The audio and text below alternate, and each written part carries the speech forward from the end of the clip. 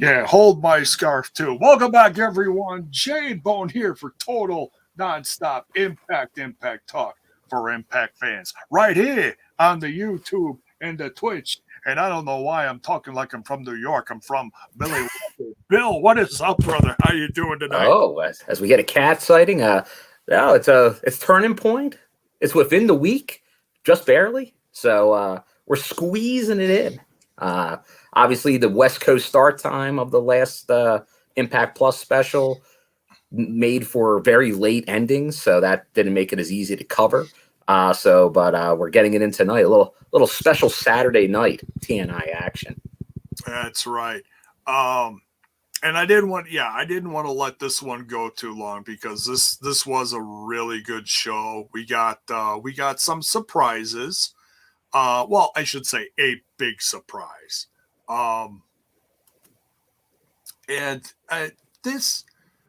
This was one of those where it was kind of predictable, but they really made the best out of this, and they gave us a really solid show. And that's what these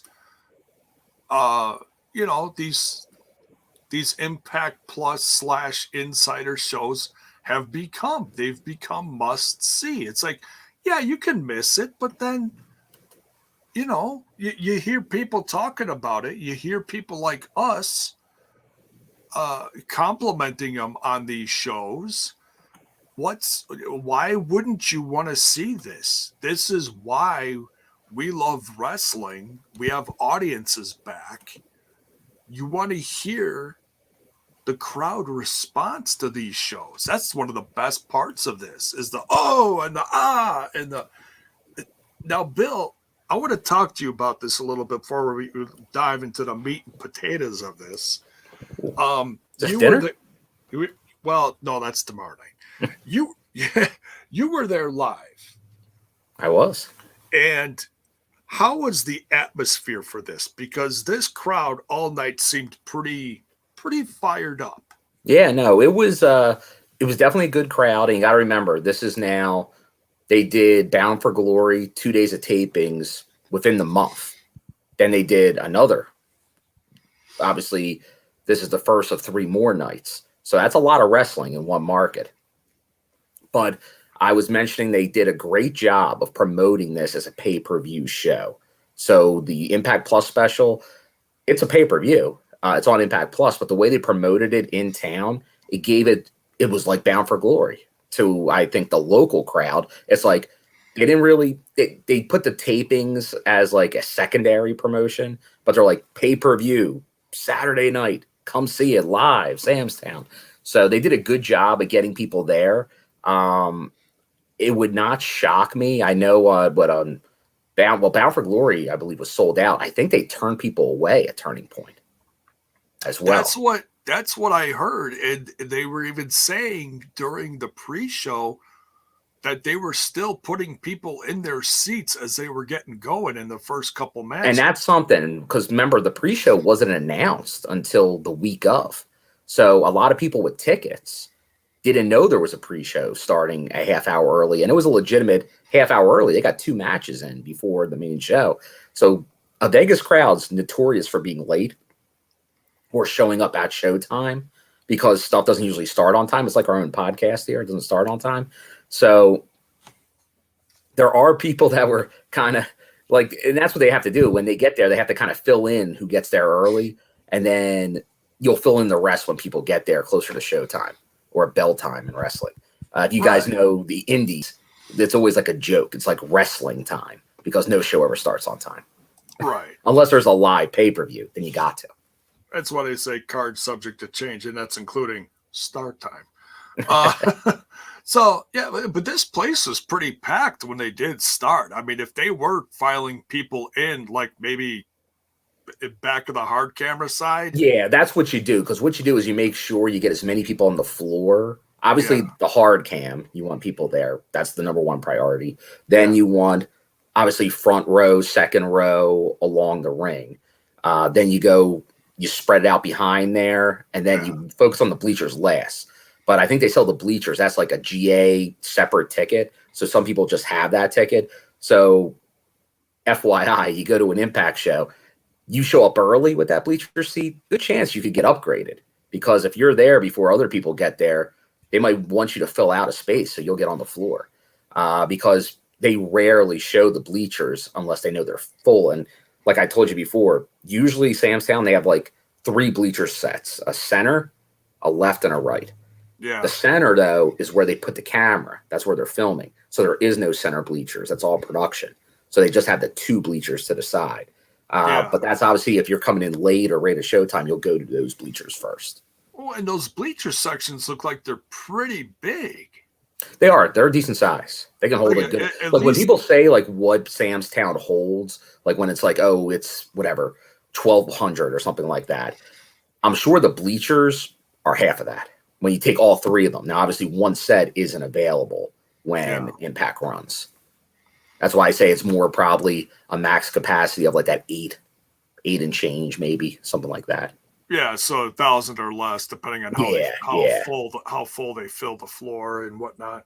Yeah, if you want to film it for TV, then obviously that you can get more of that number. But for a good TV production, especially what Impact's doing right now, and they've added a lot of things. That's why I want to give credit. I think people are now realizing how good the production is now because they brought Skyway pretty much to Sam's Town.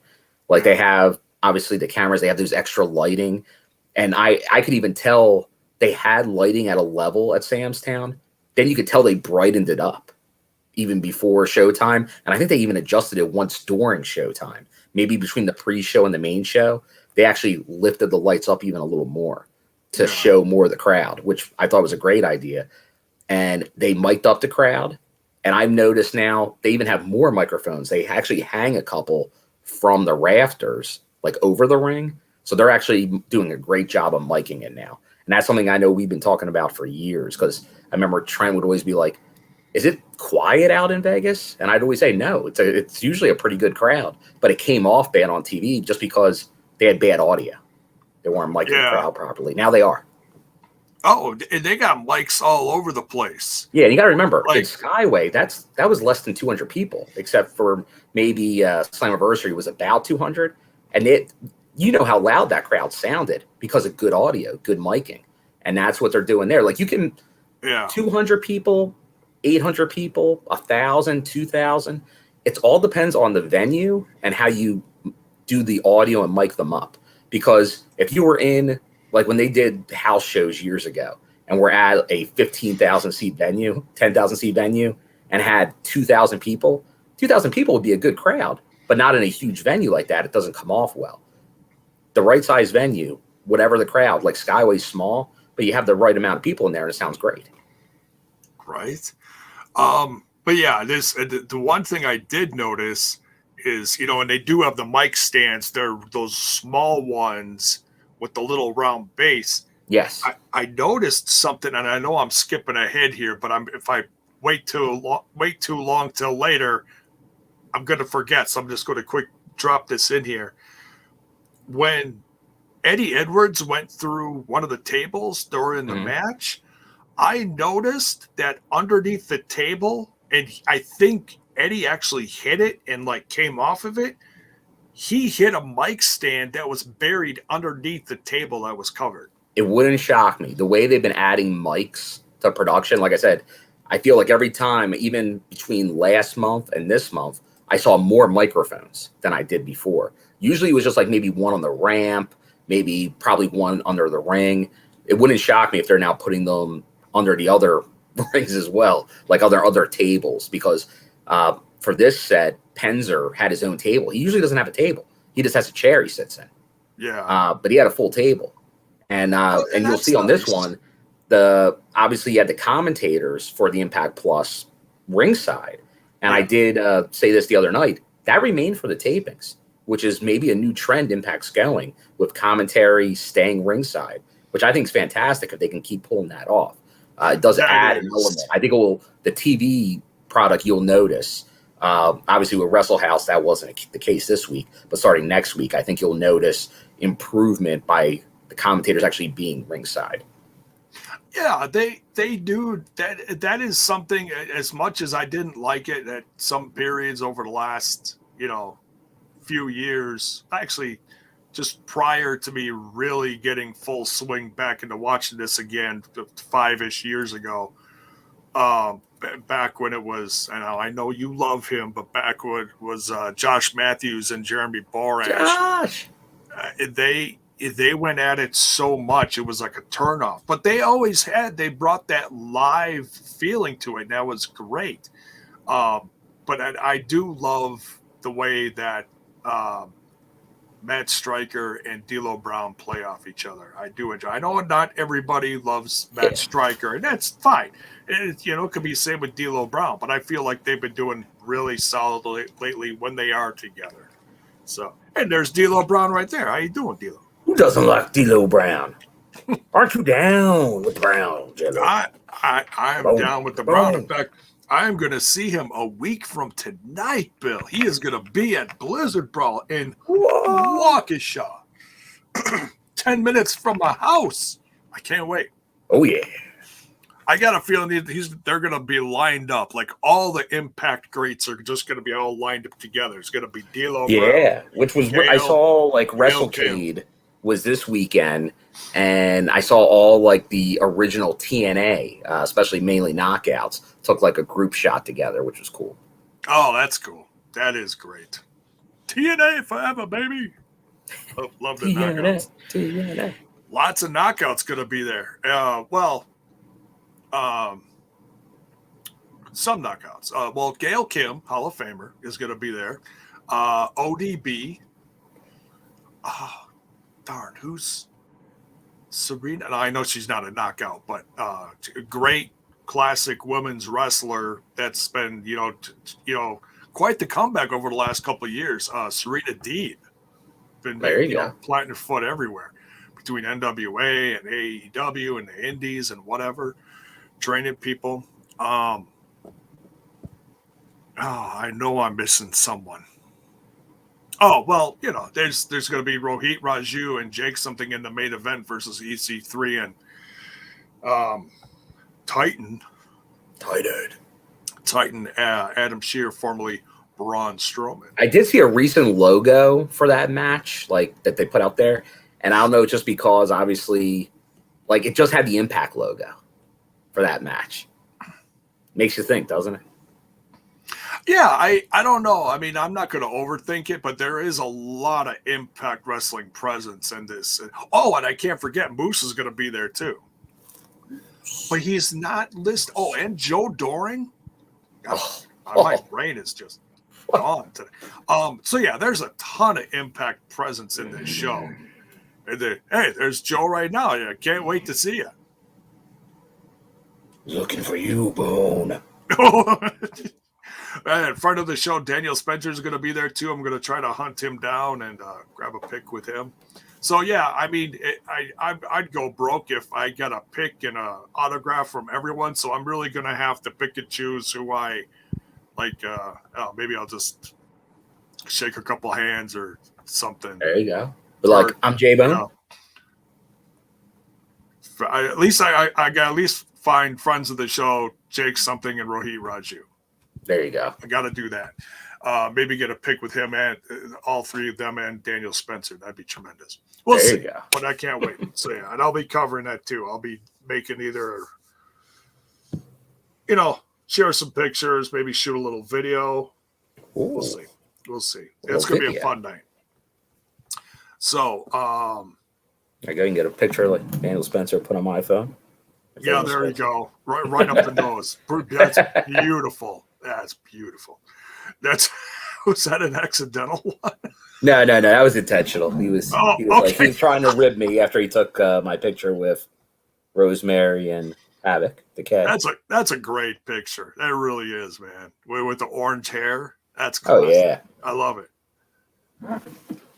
I know you don't do a lot of. You said you don't do a lot of meet and greets, but that's. I have a lot over the years. Like my Impact meet and greet list is long from doing all the VIP stuff over the years. So, right, like back in the day, there was at least one every taping, like every night of the tapings. So you just add all those up. I probably have 100+ pictures with the talent. Yeah, that's why like today when I go, I say I don't do them as much because I did them a lot. Like I did, but I did get Deanna last time I was out there because I actually, and it's weird, I've seen Deanna on the indies all these years, but yet I don't think I ever had a picture with Deanna. So I'm like, you know what? I'll do that. I did it at the same event, Justin, D-Back. I met him, I ran into him over at a signing that was off-site. It wasn't at the tapings. It was the night before at a mall. There you go. Speaking of Justin D-Back, I just see here that he has subscribed again on the Twitch. He has subscribed for 20 months. My goodness. Wow. Thank you. Thanks for the support. Wow. I know our Twitch fam has gone kind of cold over the last several months due to what's going on with Impact Wrestling, but cold. The diehards are still there, and we appreciate whatever love and support you guys do give us. So, and you can also sub on YouTube. By all means, you can share bits on Twitch. Back on YouTube, if you want, you can fire up the super chats and super stickers if you want to help support that way. There's also links in the description. Be sure to hit those up as we're going through this. Your Facebook, your Twitter box, and the Instaneck, along with the merch sites.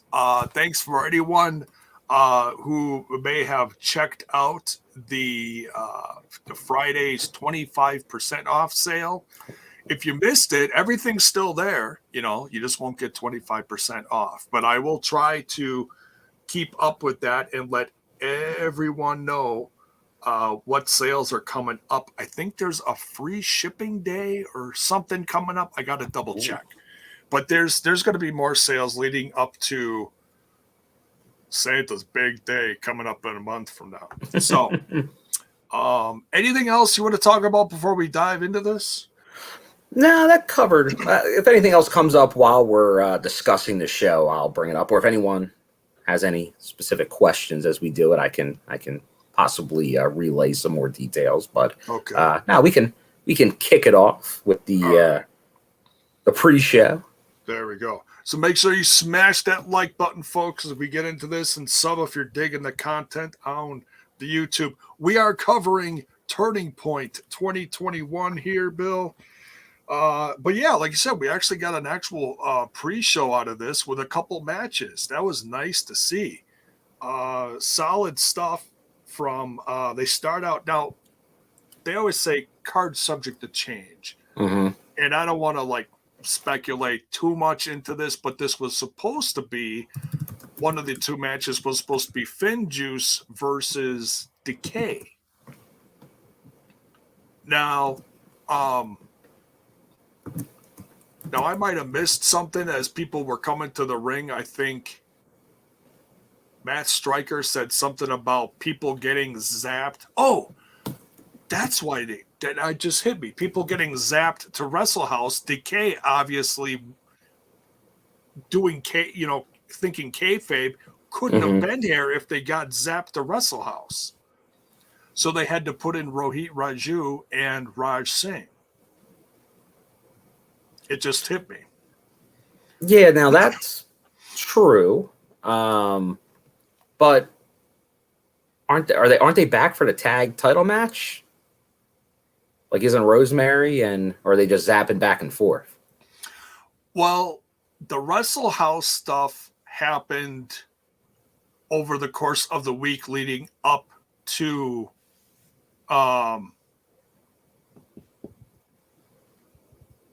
Turning Point. Okay. Because if you notice during Wrestle House, as far as time-wise, halfway through, Decay talked about having to leave Wrestle House, go get the tag titles, and then come back, which they were unsuccessful. Okay, so here, Critical Sting saying it here. Rosemary, Havok, and Sabin zapped to Vegas. So that's how they were able to write that in. The other ones did not zap. Right. So they were stuck at the house. Right, yeah. Like Rosemary said somewhere in the midst of the episode this last Thursday, you can't zap everyone. There you go. So there is continuity there. There is continuity there. Yeah. It's how how do you say? It's canon. It's all canon. It fits It's with critical the canon. Yeah. So we got FinJuice versus Raj Singh and Rohit Raju, and this was just another example of why it's so nice to have FinJuice with Impact Wrestling for I don't know for how long, but it feels like it's indefinite at this point. I don't want to overthink it. But Raj Singh and Rohit Raju always look great. But man, the charisma of a guy like Juice Robinson, like at one point during the match, he screams. Now across the aisle from you, Bill, towards the back, there was a Randy Savage lookalike. Oh yes. Cosplayer. I did see this guy. Pretty good. For my memory. Because they don't feature him, like they don't do, they didn't get the camera over there and zoom in on him like oh hey, do something. He was mainly on the production side, like standing kind of all over there from because he was almost across from me on the other side. Because I would notice him from time to time, but he was doing a good job with the mannerisms and getting the ticks right. Like he would just sit there watching and be like he was. So I'm like, all right, he's committed to the character. He looked great. I mean, you look like between people, and you think you're looking at Randy Savage stuck behind last match someone. of his career was in TNA. That's true. This is the ghost of Randy Savage floating around back there. But at one point, Juice Robinson points back to that corner across from you and goes, "Oh yeah!" And that's the thing. He's doing the Macho Juice gimmick most of the time. So there's even the connection with Juice. So yeah, I'm on board because remember there was a long time where there was a guy that would dress up like Hulk Hogan at Impact shows in the front row a lot. Yeah, that's like down in Florida area. I think. Yeah. So go for it. Mega powers. There you go. Make it happen. Except that one doesn't look so good no more. I've seen it. Oh yeah, it's a different time now. It's a different time now, but right. But yeah, this was a lot of fun. Anything you want to say about this one? No, this was good, and I'll always say this because, and I know it's kind of coming up that let's see, I think Jason saying not their cup of tea, FinJuice. I like FinJuice a lot, and I consider them part of the roster. I know a lot of people always say, "Oh, the tag division isn't strong right now." Good Brothers are the team right now. They did lose to FinJuice, still remember. Like when they lost the titles, it was to FinJuice. FinJuice are the former champions. They've pretty much been on every taping. They're utilized throughout. They're really the biggest conduit of the New Japan relationship. So I'm on board. I know there's all the talk about Juice being a free agent. I definitely say keep that relationship going because Juice, I think, is starting to appear more on TV, his charisma, but live is really where you get Juice because he reacts to everything. He yells at the referee. He interacts with fans. He's exactly what you want out of a pro wrestler. Right. Yeah. He's just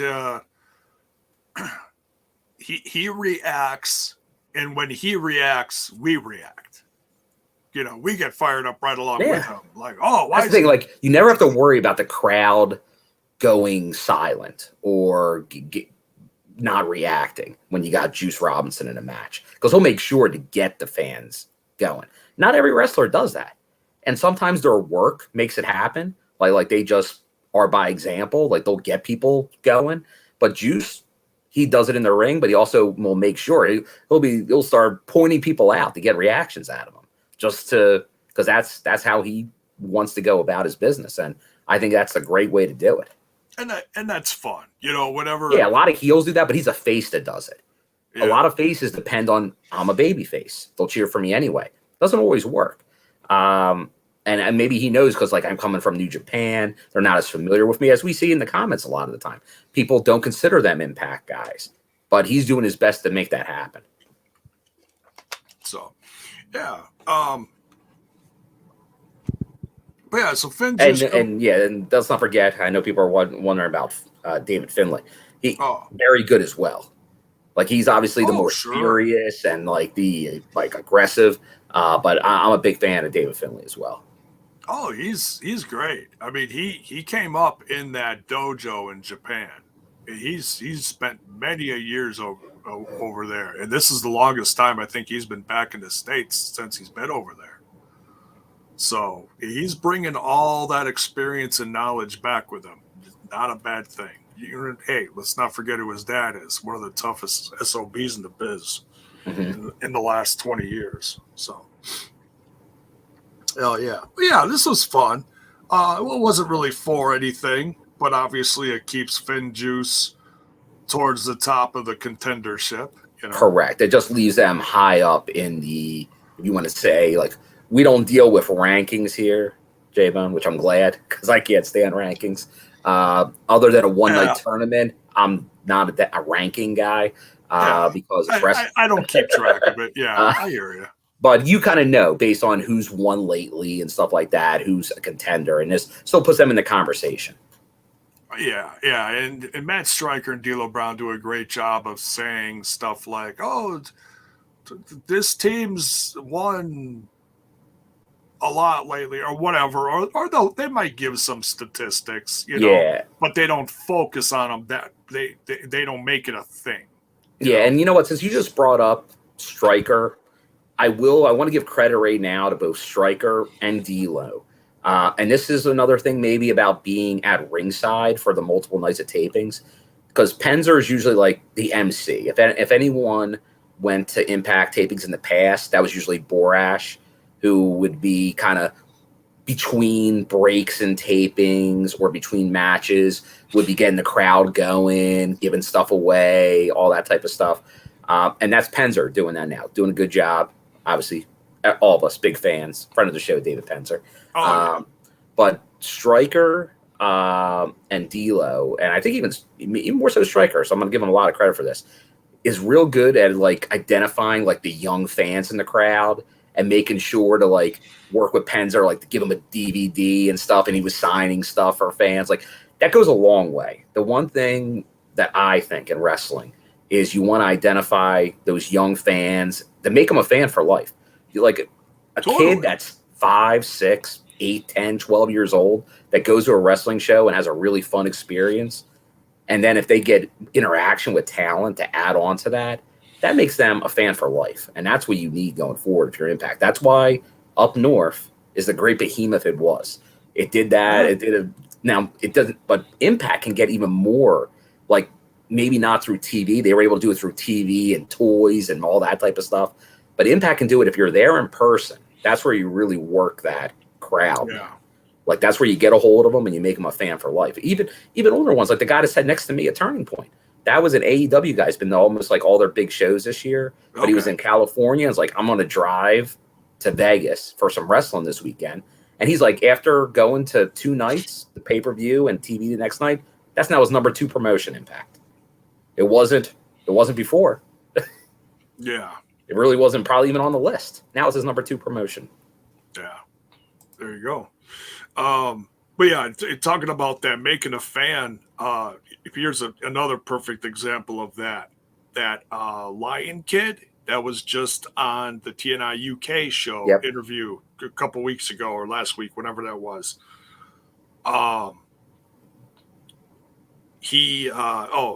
Bison brought his daughter on just for a quick 5 minutes to ask Lion Kid a question because they were all at the show together, the Wrestle Carnival, whatever it's called, for they were there lives with the with the family, and they brought Lion Kid on for an interview, and they talked, great interview, and then it must have exchanged information or whatever.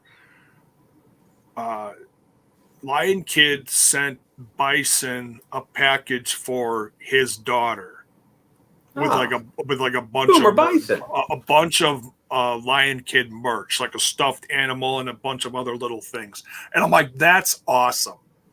That is truly awesome. Now there's a Lion Kid fan. Go. Like honestly, look, I'll give you an example right here. like I think most people know my dad and me went to real early ECW when it was Eastern before it went Extreme. One of those first matches I went to was Terry Funk and Stan the Lariat Hansen versus Kevin Sullivan and Abdullah the Butcher. At that show, I got Stan Hansen's rope. He gave me his rope at the end of the night. Oh, wow. Now, who in Impact Wrestling is very similar to Stan Hansen? I'll say, yeah, Joe Doering, absolutely. In fact, Now, they made is that a reason because of that interaction when I was, like 10 years old with Stan Hansen? Now, that's the type of wrestler that really I'm still a fan of today, that style? Yes, it is. Hell yeah. Just rough and tough and yeah, brutal, just slapping around and yeah. Yeah, we'll talk more about Joe later. But yeah, so then but you'll see, yeah, FinJuice wins this one. Then on to the next match. Now this was a lot of fun, and I'm glad they gave this a little more time than some of the other special matches that they have put on the Insider Plus or the Insider and the Plus like a day before and then free after that. Because some of those matches for the DMC or in the realm of the DMC, title has been kind of short, short and sweet. This one, they gave a little extra time. So it was Jordynne Grace defending against Chelsea Green. What'd you think of this one, Bill? Now, this was, I think, and let us know in the comments what you think. But I think this was the best DMC match. It's also the longest DMC match by probably a bit, I would guess. So they gave them both time. Obviously, Jordynne Grace has had some great matches. So I won. Like, obviously, she did the Iron Woman's match. But for Chelsea, maybe her best match since her return, I would say. Obviously, not counting the Laurel Van Ness era in TNA. But since she's returned, I think that was her best match. But this was a great match to go into the pay-per-view. I think everybody was into it. And I know when I was with the UK guys on Wednesday, we were talking about the fans. It was like 50-50, which it pretty much was, because you got to remember there's a huge, like the Major Wrestling Figs podcast crowd in Vegas. They just did at Bound for Glory's tapings that the 10th show, like, and so there's a lot of locals that are big. Cardona, Myers, Chelsea, that whole crew. So even like Myers is a heel. He's going to be cheered at tapings. Yeah. Cardona is going to be super over. Chelsea, super over. Like that adds to it. Obviously, you have the ones that are going to be faces everywhere. But hey, because of how big that podcast is, they might be getting this in other towns too. Like my guess is maybe not every town, but most towns are probably this. It's that over. So that, because Jordynne Grace we know is very popular. So usually you would think it would probably be more for her, but it was pretty neck and neck. Yeah, and I noticed a few of these matches were very 50-50. That Vegas crowd was interesting, and not knocking it either. I'm just saying it was great that it wasn't so typical, Yeah. And we've talked about that before, like when Morrissey had that match. Yes. And a lot of people cheering for him. It was like, wow, So, but yeah, this was a really good match. Chelsea Green really holding to that, not using. I don't know, like, at what state her wrist is. She still wears the brace here and there, depending on what she's doing. But she had the black gear, and then she had like a glove on the other hand. Mm-hmm. So it wasn't as noticeable. Like if you just glance her, it's like, oh, she's got gloves on. But no, the one was the brace. Yeah, although I did think during this match, but I thought it the whole time, and she never did it. I thought we might get an Ace Orton moment where she used that as like ref turned and boom, but she's never done it. But obviously that makes you the heel. And they're not really doing that with her. She's definitely a face. And Matt's still a face. We know on the indies he's not so much of a face, but here he's definitely a face. Yeah, she had there was a couple times during this match, if you watch her facial expressions, she almost looked like she might be going towards that hot mess character a little bit, but it was only for like a split second. It was nothing like, oh, she's turning, she's changing, something's like she's evolving. It's not at that point yet if they were thinking about it. She kind of emphasized on that when she came back with Matt. Really hasn't since. Yeah. But yeah, so this was a lot of fun. Great back and forth. And this title is still a bit of a mystery. We don't know if this is going to end up being like hot potatoed, but so far Jordynne Grace has had a few defenses, and this one she was also successful at as well. And she had Rachael Ellering there, who is absolutely not turning on Jordynne. Did not. And then since you mentioned Rachael, I think we gotta point this out because Rachael definitely had a new look ringside for this match. Yeah, well, yeah. I mean, she was in street gear, but she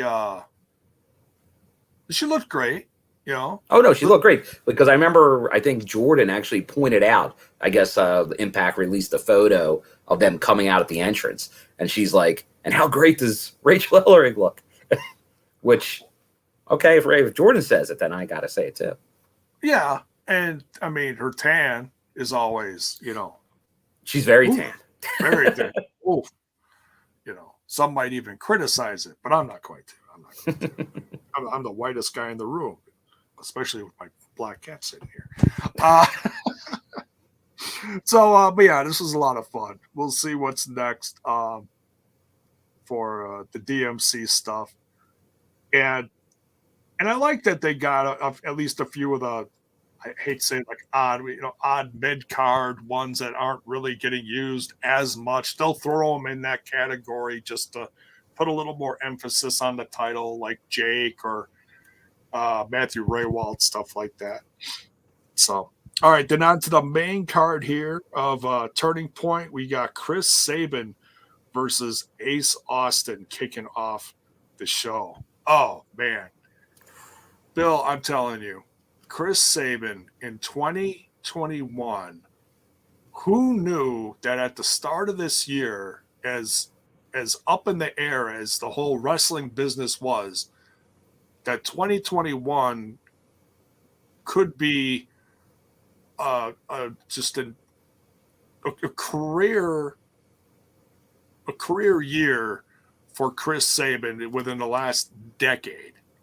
He's just knocking it out of the park. Yeah, like we thought when we saw the return of the Guns, we're like, oh, this is great, and they won the titles. It was like a great run from the Machine Guns. But then when Shelley left and it was Sabin solo, it's like, okay, well, what's going to happen here? And then he gets into the feud with Moose, beats Moose. Shocked me that then he does the stuff with Swingers Palace. Then he has, but these matches have been fantastic. And there's only one thing we can say about this match, Ava. I love this match!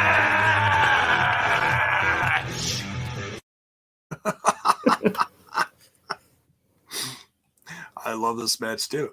And I like this feud because I'm not big on the whole like t-shirt focus because the t-shirts aren't that great, but I think it's comical. It kind of goes back to the whole thing that Ace Austin did a couple of years ago when he was really getting hot. And now they're kind of going back to that. But yeah, just watching this match, and these two are so good back and forth. I really couldn't tell who was going to win this one. But the one thing that stuck in my head is as I'm watching this match with these two, I'm like, I would not be shocked that if somewhere in 2022 Chris Sabin becomes world champ. I would not be shocked. If there was ever a time for it to happen, J-Bone, because I know I always throw in there former world champion Chris Sabin, because it doesn't feel like a lot of people I think forget like that run. Obviously, he was during like the end of the Aces and Eights era and stuff like that. But Sabin right now, what they've been doing with him, he beat Moose. He has a claim on Moose to get a match at some point. He did beat him earlier. So I think they could go in that direction. It wouldn't shock me. And after Wrestle House, he's the hot commodity coming out of Wrestle House. He is. Yeah, he was the star of Wrestle House.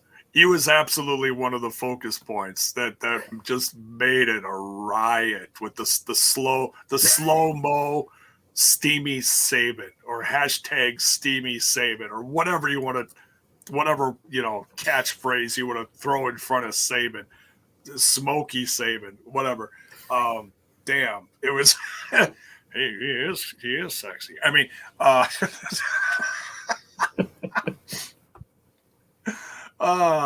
it just took so much fun that he can have a match like this, which feels like it's supposed to be in the main event, and then go do something goofy. I mean, it almost feels like he's kind of becoming the Eric Young, and I mean that with the utmost compliments of because Eric Young's gone through that too, where he was, world champ, but then he was also doing like the scary guy thing and also, comedic stuff. He's done it all. Yeah, and I know I have heard this before, how Akeem's saying Steamy Sabin versus Slow-Mo Johnny Impact. Obviously, Bravo was wearing the Loca gear all night. Yeah. Do you think the Slow-Mo for Sabin was something regarding Johnny Impact? And maybe that could be his first feud back. Maybe that's laying some little breadcrumbs there. The returning Johnny Impact versus steamy Chris Sabin. Oh, I didn't even think about that, because that's right. But they only did that during the entrance. Like they would have the smoke. Correct. And then he would the whole lifting the arm. Whatever he did, I don't know. He's Johnny Impact's a ninja, or parkour, whatever. He's Boone. He's Boone. Whenever I hear that, I kick myself, because I'm one of those guys that bought the movie as soon as I saw it in the stores. I still haven't watched it, Bill. What? J-Bone, that's a violation. I did the same thing with the John Moxley movie when it came out. Now, I got to say, the first time I saw Boone, it was with Johnny Impact. It was part of a VIP. Oh, nice. Toronto. Oh, wow. It was a screening of Boone with Johnny Impact. Oh, that's amazing. That had to be fun. Did he do something? Where I got my Johnny Impact Moose shirt. Because if you saw the Johnny, like the Boone shirt, it's like him like over like America, but this one's him on like a moose for the Canadian version. Oh, that's hilarious. Just to make it special for where it was. Yeah. Oh, that's cool. That's cool. But yeah, and he'll always be one of my favorites. I don't care where he goes. I hope he comes back to Impact, because I feel like he really did fit, in with the company. So we'll see. We'll see. Oh, J-Bone should review movie Boone on Smash the Podcast. Or maybe that's Patreon content. Oh. Ooh. Could be. We'll have to wait and see. Let's see. I had that in mind to do for a while. I was starting to pick out like wrestling movies, and I was starting to compile a list of it, and it just, I don't know, it's just one of those things that got away from me. But we'll just see. Be me and J-Bone going, parkour, Johnny. Oh, sorry. That's someone else. But yeah, so Sabin beats Ace Austin here. And here's a question though, J-Bone. You want to see them run it back? Oh, you mean continue this? Mm-hmm. I don't know because there's like Ace at some point has to get revenge, you would think, on this. Yeah, I mean, it's if it's tied to like the T-shirt thing with a little bit of ha-ha, to keep it going, that's fine. It's not the greatest way to tie it all together, but I'll take it. I try not to focus on that and just the wrestling itself because you could give these guys 20 plus minutes and have just a great match. You go near 30 and go match of the year candidate. It's been a bangorama. Absolutely. Yeah, without a doubt. So yeah. Critical Sting here says rubber match is required. It's tied 1-1. Okay, well then, yeah, probably on an episode of Impact coming up, maybe to wrap up the year, maybe. Yeah, or maybe they'll drag it out to Hard to Kill. I have no idea. Who knows? So Eli Wizax, Wax, I don't know how to pronounce that. Welcome. Says, Sup, Bill and Jay, I'm new here. But did you see Lawrence D teasing the character change? Can that be a hint that Lawrence D is going it's going to be managing Jonah Rock in the future or something? I don't think manage, because he is in way too good a shape to just being stuck as a manager. I think he needs just a good singles run. And if it means a little more of a, comedy gimmick, I'm fine. I hope it's this. Just like the Swingman, who we adore, I would love to see Lawrence D be a character. Yeah, just walk around, strutting. Just walk around, ring rusting everywhere. Come on. Right. Yeah. Like I said, I want him to be a modern day Rick Martel, the model. Yeah, like Rick Martel. Who else was from? I'm guessing just after that time. It was from a time period of wrestling that I really wasn't watching much. Like Mark Merrow did a similar gimmick. Bad Boy Mark Merrow or whatever. I don't know. You go all the way back to Johnny B. Bad. Yeah, but he did like a sexy or like almost like a more goofy version of damn it, what was his name? Rick Rude. Oh, now you're talking. I love you that. Atlantic City sweat hogs. Yeah. I could picture. Only Lawrence is a little more laid back, So yeah, who knows? But they just need to get him back on TV, period, because he is missed and he is loved. Yes. He's put in way too much hard work to not be put on TV. Yeah, and that character from Wrestle House 1 was fantastic. So now that he's been on Wrestle House 2 with the character again, and he's in such great shape, now it's time to, I think the push can be there. Yeah. Push, as Rockstar Spud would say to me years ago. Yeah. What was this push you speak of? The Zach Bonifer with the big D. Oh, that's well, they were good. making references to that during Wrestle House 2. They really didn't do that for Wrestle House 1, but there was definitely a big D reference for the D. Yes, there was. I couldn't pass that one up. Well, that's not the way I usually go in that situation, J-Bone. I have seen that penis. This is true. Either way, it's a winner. So yeah. Oh, there we go. Oh. And make Sam Beal Rick Martel. Oh, there you go. Yeah. Hey, the more Sam Beal, the better. And he is about perfection.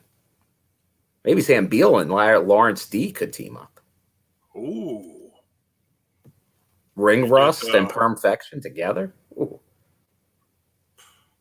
the hair. Think of the hair in those tag matches. Oh, I just want to see Larry D just hair flip all day. I think that'd be just a riot. Both of them can. All right. Well, is this actual footage of a young Lawrence D right here? Jiminy Christmas. There's some flowing locks there, right there, Jay. The world may never know. Yeah, they did love my hair. Yeah. I miss those days. Yeah. Anyways, all right, back to the card here.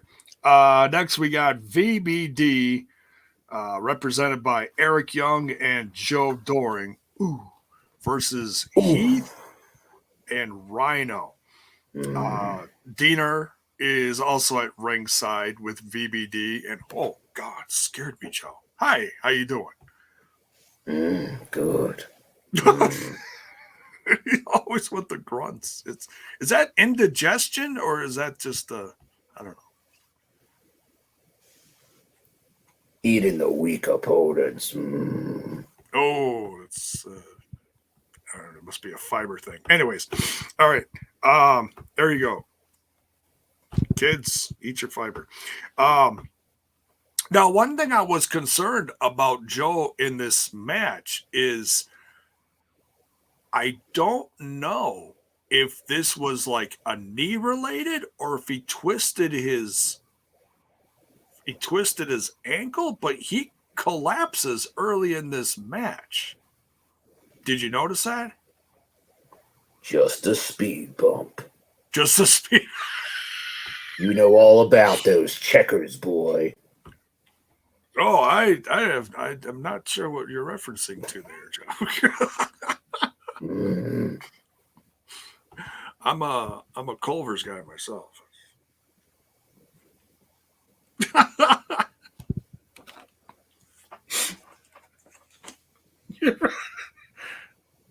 Stop it!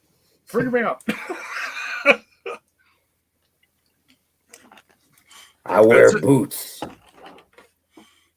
That's make true. Sacrifices with boots. He wears the cowboy boots.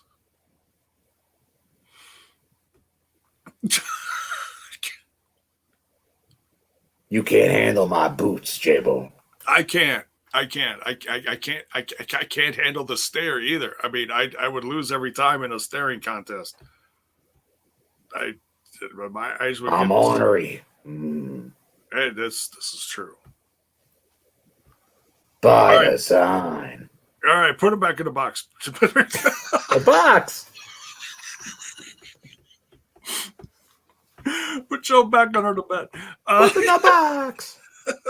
What's in the box? Oh God, great movie. No, Dory definitely had meat and potatoes.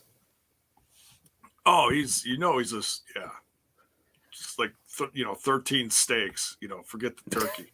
Just bring more steaks. More steaks. Yeah. But yeah. So, did you notice him collapse? What do you? Yeah. think? No, I was a little nervous, but that's a big man, Joe Doering. I'm sure something just went a little awry, but it seemed like he was gathering himself over the match. He may have limited a little bit. It could have been a quicker finish based on that. Yeah, I mean, they still brought him in the ring plenty of times, and it seems like whatever it was worked itself out. Yeah, like if there was a specific spot, maybe he had the lean off of doing. But it seemed like he got through it, looked okay. It seemed like no after effects, which is good. Yeah. Yeah, I mean, I certainly hope. The first thing I thought of when I saw that, I was like, "Oh crap! Don't tell me he's gonna miss Blizzard Brawl now." Oh no! Can't have that. That was the thing because I've had that happen where Joe Doering was set for a main event for an indie show a couple months ago near me in Jersey. Yeah. And then something happened where he couldn't make it. And I was distraught over not seeing Joe. Yeah. But then I wound up seeing him in Michigan, so that was good to see. But no, it's hopefully he makes it to some more dates out there because I'd like to try to see Joe again in the near future, other than Impact. Yeah, I'm really excited about seeing him. He's going against some guy in OVW. In fact, Okay. like half the card, like Yeah, a lot of against OVW guys, which makes a sense. lot of OV. In fact, I know we keep getting segued out of talking about this, but well, that's how the show goes sometimes. I want to say People congratulations. don't come here just for that. Right. It's like let's do a shot every time it goes off the rails. You end up drunk in 5 minutes. I want to say congratulations to local guy Cal Hero. Oh, the fanny pack party. The fanny pack party are now tag team champions of OVW. Whoa! Yeah, Congrats. yeah. So pretty excited for him. I haven't been keeping up with OVW like I had really wanted to, knowing that he was there. But I did see he did put a highlighted clip and the match on his socials to watch. So Very cool. Congratulations. Oh, and speaking of both OVW and Blizzard Brawl, I believe Jessie Goddard's will also be a Blizzard Brawl. Yes. And he's their national champion. So yeah, he's defending his title. He's defending his title. I think he's their world champion too. I think you know what? As soon as I said that, I think he won. Does he have both belts now? He might have both belts. He might be. I think he does. Jessie 2 belts. And I can't say his name without saying he still puts over Impact a ton. Jessie, that's a guy that left but never forgot. And I would be a big fan of him having another run in Impact. Like if they were good, like even for a set of tapings or something, I think that would be a good move on their part. And you see what OVW, that guy puts over the brand more than anything. Like he puts over OVW because that's where he's working the most, but then Impact second. So I always give kudos to him. He's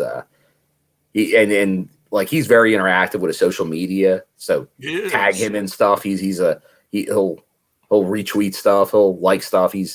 I definitely get involved with and promote and OVW because Daniel Spencer's a ref there too. Impact guy. Yes. A lot of Impact connections there. So definitely support OVW as well. Al Snow's doing a great job with them. Yes, he's doing a great job. And they're on a ton of TV. Like they're kind of doing what like Ring of Honor and a couple of the other companies. They're on a ton of different cable outlets. So kudos to them. Without like a official TV deal, that's as good as you can do. And thank you, Eli, for the super sticker. Thank you for the $1.99 super sticker, brother. Thank you so much. Much love, dude. Much appreciated. So go check out OVW sometime. It's a quick watch. I've watched some stuff over the last year as they've really, Al Snow's really amped up the stuff as far as getting stuff out there. So props to him for doing that. Courtney with the super sticker. Courtney. Thank you, Courtney. Thank you. Much love. If you go back to the Skyway shows of Impact and look at the security, obviously Cal's in a lot of those, as well as Luscious Lawrence. Big fan of Luscious Lawrence. I think he's another guy that's coming into town. He probably will be. I'm a big fan of his. Yeah, and obviously there's the Impact connection, Tony Gunn as well. Yes. Yeah. I'm not sure if he's coming, but he's been around a lot lately. He's come around town here and there. Yeah, and I think before injury, like, and obviously Shira was doing a bunch of work at OVW as well. Yeah. And I think everyone agreed. It's sad that he got hurt right now, but Shira was on like a tear right before he got hurt. Oh, he was. Absolutely. Like, he's looking great. Like the stuff at OVW and all that's helping him. He's getting even better. Like he's got his improvement has been very good. So yeah, and that's thanks to guys like Al Snow and I'm not sure who else is there.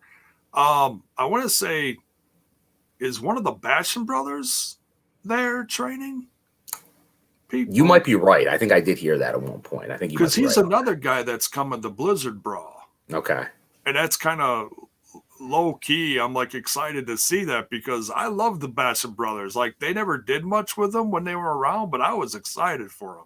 I just had a feeling like they were going to do big things, and then That's always my luck. I get excited about a team or a guy or whatever, and then it's like, Morrison's back on SmackDown with the Miz. Oh, they're gonna make him world champ. Oh, he's fired. Fuck. It's like, Yes, and I can confirm, Keith, that Shogun was at Skyway. I noticed him at Skyway. I haven't noticed him in Vegas. That doesn't mean he's not around doing something, but I cannot confirm recently. But you never know. Some of these things, they take a while. Like Lawrence, we haven't seen him this whole time. Yeah. And now he's back. Now he was back in a capacity. So you never know. They got to wait until they have a storyline. Right. And it's all developing. And I'm sure they're keeping a close eye on him. And when they feel like it's all about being TV ready too.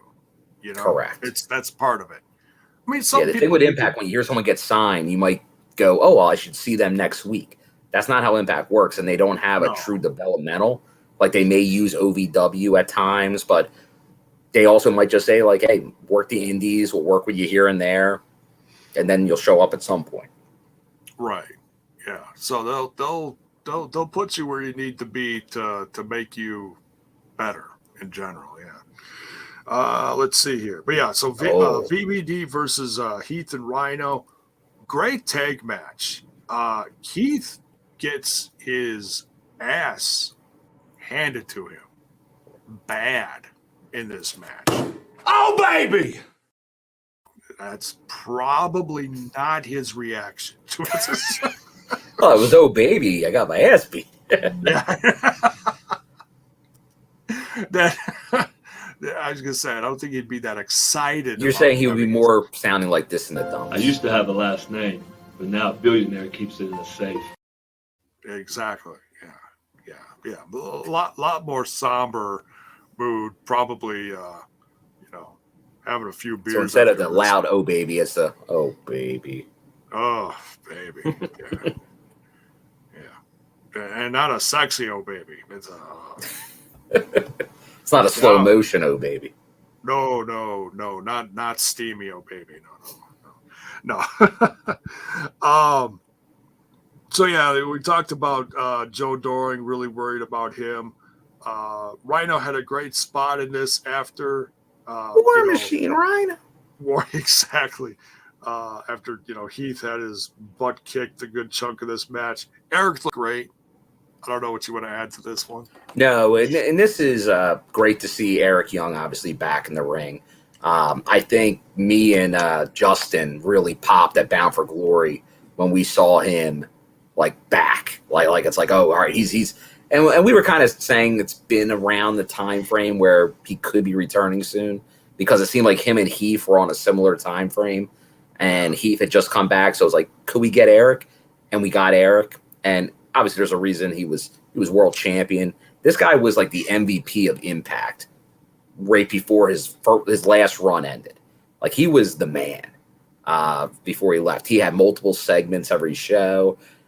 So him now in ring, once again, if you're talking about tag division, you're telling me Eric Young and Joe Doering as a tag team can't run that division? I wouldn't believe you. Those guys, they could put the straps on them next week, and I don't think anyone's going to bat an eye and be like, give them a good run. Yeah. Because those guys, still, Joe Doering, not pinned in Impact Wrestling. And we'll get into another guy that has that claim right now in a little bit, but Joe Doering, he's been protected for a reason. Not just because I'm his biggest fan. I mean, he's a monster of a guy. It's so underrated. I feel like he still has yet to really catch the eye of people. Well, that's why. If it's like not a obvious, slow burn with him. Joe Doering, I like to have the guys I really support. Like I support a lot of people, but I go out of my way to support Joe Doering right now because I think he's worthy of it. There's a guy that beat cancer and is now just beating ass, and that's like he's a big dude. He's got like the cowboy hat, the jeans, and Morrissey. Like that's why that Vegas fans cheer for him too. It's like that's just a badass dude, just in there beating people up. And Totally. I don't know what will make it on TV and what won't over the upcoming weeks, but I think you'll like what you might see from Joe Doering. But sometimes it might just even be for a live crowd. But there's some good Joe Doering stuff coming up. I'll tell you. Okay. Yeah. No spoilers, but yeah, that's But just more of that same stuff, like the stuff I like to see from Joe Doering. You'll see more of that. Yeah. Oh, just Joe Doering beating ass. Joe Doering and Silas Young as a team. Ooh, Silas Young. Did you think Silas Young would be a good candidate for EY's family there? He could fit in with that crowd. He does seem to fit in with that. Yeah. I don't know. I go back and forth on Silas. Okay. Obviously, I've seen a ton of him over the years in Ring of Honor. Yeah. I think certain things about him are pretty good. I like about the character, but then I think maybe at times he gets too into it, where I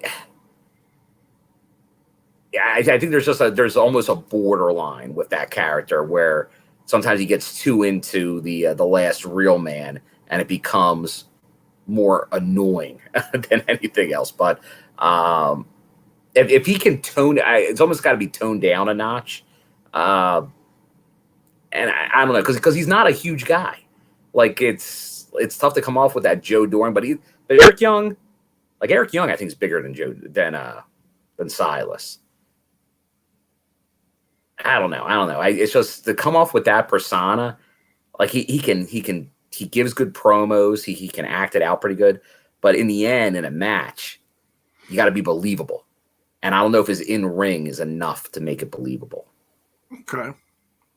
I think he's like old school tough. You know, he is. He is. That is where he. But then when you're against a big guy, I don't know if I can believe him beating that guy as old school tough.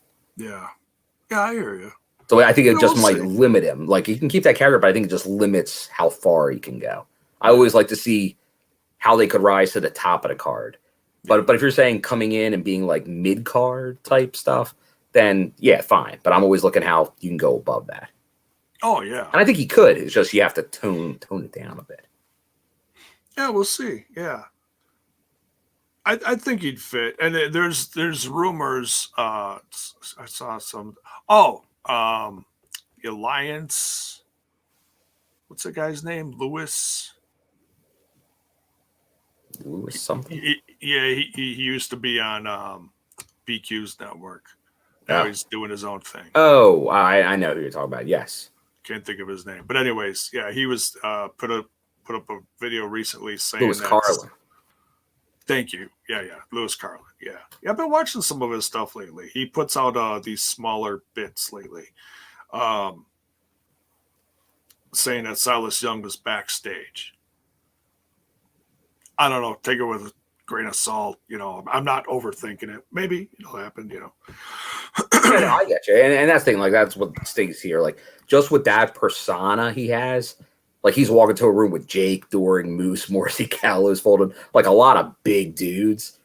So, like, Eric Young as a leader, but he's jacked, Eric Young, for not being a tall guy. Honestly, Silas Young looks like one of us for the most. He's still a wrestler that's in good shape, but he's not like these guys. And to come off as like he acts like Eric Young, but he doesn't look like Eric Young. Okay, that's the only thing. So that's why he would have to be like a henchman that kind of gets beat up. You can't be that much of an acting badass without being a badass. Like his persona fits like what Macklin is doing right now, but he don't. Yes, that's a pretty good comparison. But Macklin's showing that he is a badass. Yeah, we'll get to. And it's believable. It's pretty believable. But there are even people skeptical of Macklin for that similar reason. So that'd be my only. That's why I think his character would need to be tweaked a little bit. Yeah. All right. So Eric Young and Joe Doering come off with a win here, and Eric Young hits him with the mask, which knocks out Rhino, gets the pin, and 1, 2, 3. And yeah, it was great. It was a great win for, as much as you want to see this thing between Heath and Rhino get going. It kind of hits a stall here with VBD getting what I think honestly is a much needed win, because losing Rhino is a significant loss to that crew. It is, but now, so if it's EY and Big Joe, good times are ahead. Proud as a peacock. There you go.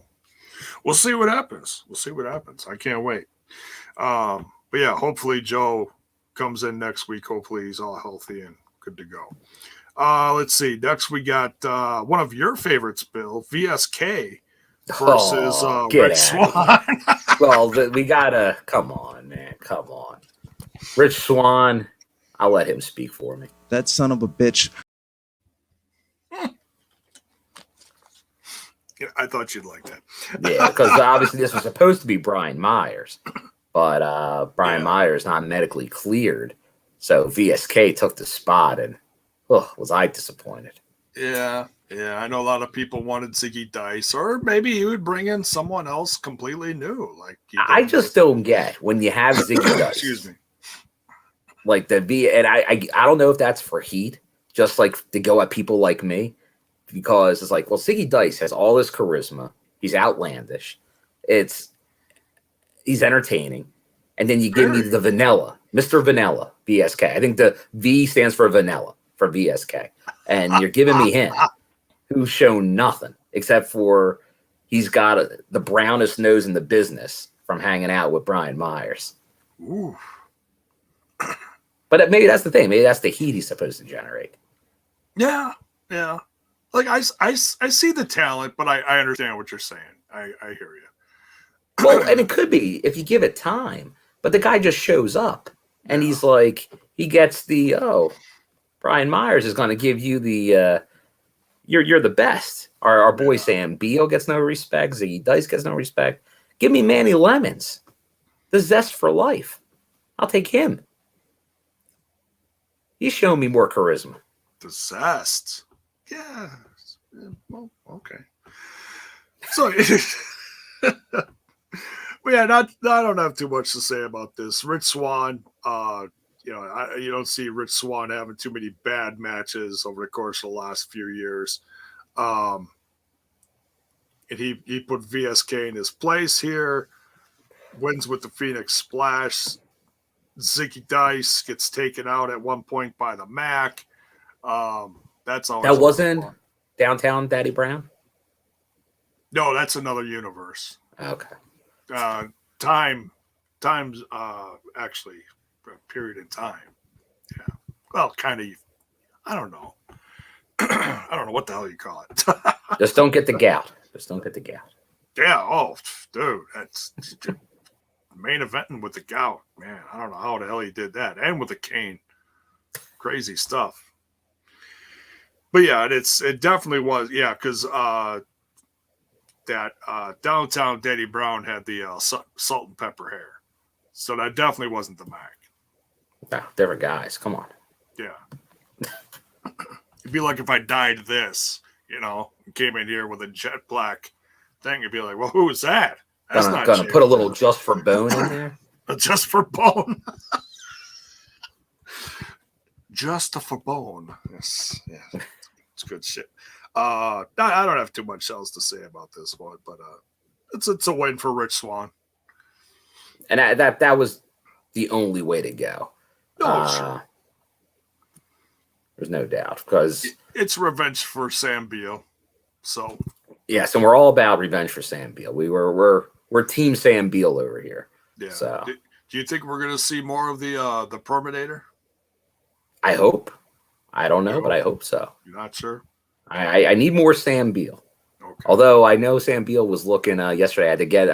I sent him the link on Twitter to Ellen tickets. I think he wants to check out a little Ellen coming up. So Sam Beal, he's a Renaissance man. Ellen, as in the talk show Ellen? I believe the talk show. All right. He might be keeping Miss Sam Beal happy with that. Or maybe he's just a big fan. Who knows?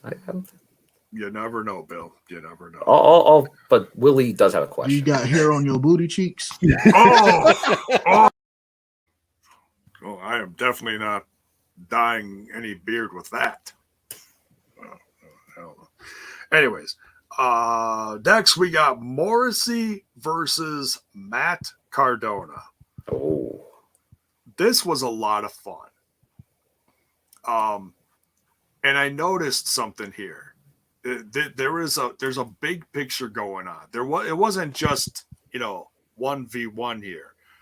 The big picture is what we saw later with the interference from Moose, and I feel that interference from Moose is tied to an even bigger picture outside, because he's now champ, and he's just realizing who's all stepping up.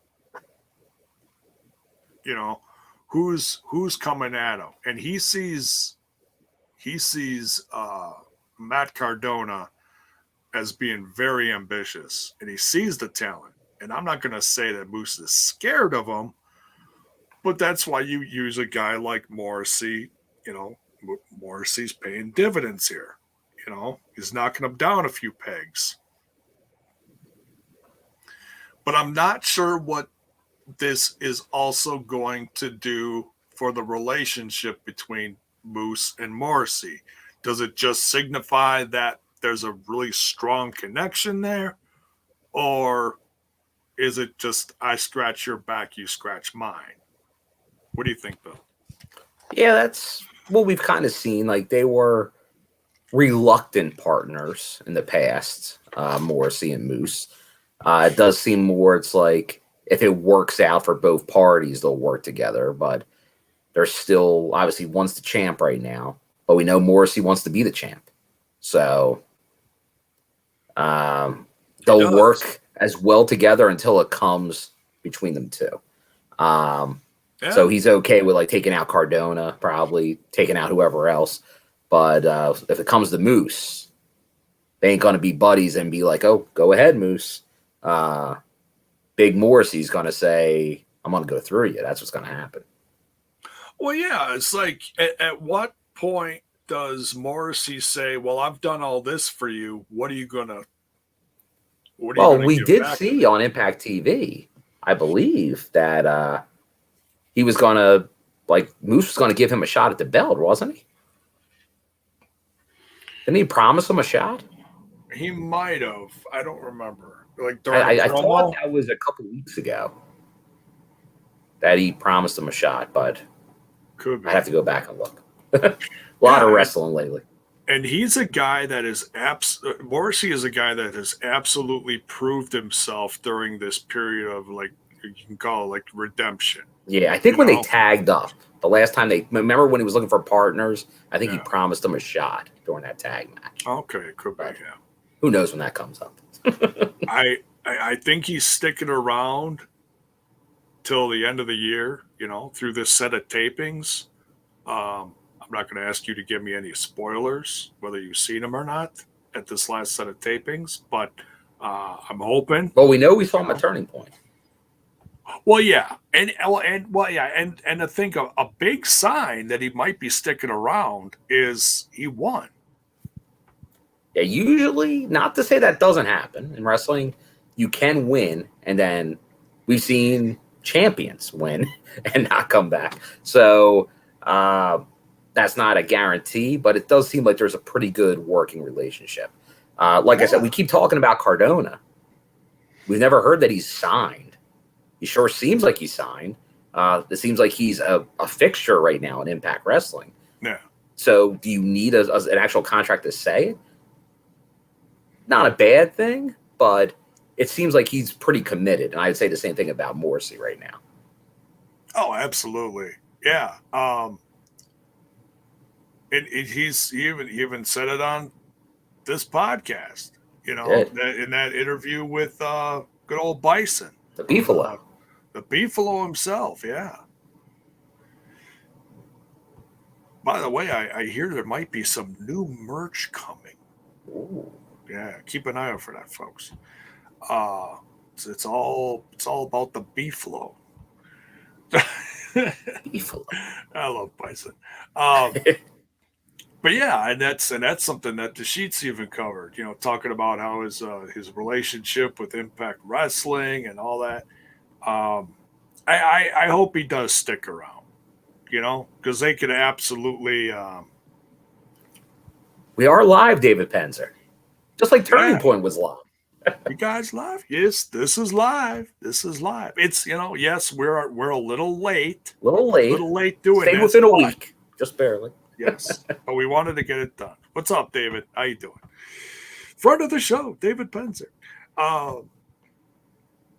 So yeah, who knows what he's gonna do. I hope Morrissey sticks around. I love that Impact Wrestling is part of his journey. He has absolutely shined. And if you go back and look, when he gets in the ring before the match starts, he looks dead in the camera and says, "This is my house." Yes. That's a great sign. I did notice that even when he was coming in. I did notice like his speaking to the camera. Yeah. He did a lot of that, you know, like a lot of like looking in the camera, talking to the crowd. He's improving so many different ways. Yeah, honestly, I still go back to the beginning when he first showed up. And like I knew a little bit about him from up north and like his part in promos. But obviously the other half of that tag team took most of the promo work. But it feels a lot like Josh Alexander. You give him some room here to show what he can do, and he's knocking it out of the park. I remember real early we got this gem, which is one of the classics. They laughed, and they laughed, and they laughed, and they laughed! They laughed, J-Bone. They ain't laughing anymore. They ain't laughing. No. But yeah. There you go, David Penzer. Tried to post a pic of Bill buying me a vodka as promised. Can't figure out how to do it. Thanks, Bill.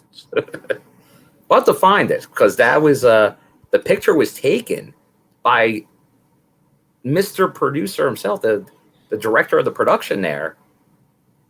Dave Sahadi took the picture. Oh. So the guy has the eye. What did he do? What did he do with the picture? Too much vodka. No. So yeah, great stuff between Morrissey and Matt Cardona here. Morrissey gets the win. Moose interferes. Yeah, thanks to Moose. He spears Matt Cardona, which is very telling. Matt Cardona gets a receipt later, which is great to see. He's not going to take the slaying down. But Moose, this is kind of funny with the way this all goes down. Daniel Spencer is down in the corner. Moose spears Matt Cardona out of his boots and almost takes out Daniel Spencer again. He lands like That's very close. 2 inches from him. I mean, he practically grazes. Daniel Spencer probably... I thought he was going to go into him when I first saw it. Right, because usually he's got so much momentum. The break, it just stopped on a dime there. It was really close. Right, Moose's spear is unique because he kind of rolls through it. Yeah. And his momentum will carry him to the other side of the ring sometimes like this. But yeah, so Daniel Spencer was just out of the way of him. So, yeah, that was almost ugly. So yeah. Great match. Great to see Morrissey get a win. I mean, Matt Cardona is going to be popular from here till now till whenever. He brings a heavy audience with him. Yeah, and this does protect as much as you can protect Cardona in this match, which, if you notice, early on, Cardona wasn't getting this protection in matches because he lost this match, but there were circumstances here. Oh yeah. He didn't lose clean at all. This was very dusty. But remember, early on during his run, he did drop a few matches by surprise. Yeah, which shows he's not one of those guys. He lost to John Skyler. Right. Yeah. He's like, so he came from up north, so he's going to win all of his matches and go straight to the top and get handed this and get handed that. No, he's earning it. You know, he's starting at the bottom and working his way. Now, just speaking of, because since David Penzer's here, and I saw this today, I can't help but bring it up. Obviously, we know Matt Cardona is very babyface here in Impact Wrestling. But on the indies, he's not. Like GCW, he's very heel. But I don't know if he's at. I know Chelsea's at that WrestleCade going on right now. I'm not sure if he's there or not. But I know someone posted. It may have even been Chelsea. I don't know. No, I don't think she was in it. But someone posted a picture of Jeff Jarrett, and he was going after Jeff Jarrett. So I wonder where that's going to pay off if he's doing something with Jeff Jarrett now. Oh, jeez. Going after Double J, the founder, J-Bone. Is that part of that, like the TNA stuff that was going on? Yeah, because Goldilocks was there, Jeff Jarrett was there, obviously all the knockouts were there. James Storm, the whole gang's out there. I would have loved to go to it, but that was it was supposed to happen 2 years ago and last year, and by the time I found out it was definitely happening, I couldn't get a good ticket. And it probably wasn't bright to go right after the Vegas tapings. Those tight windows make it a little tough. Yeah.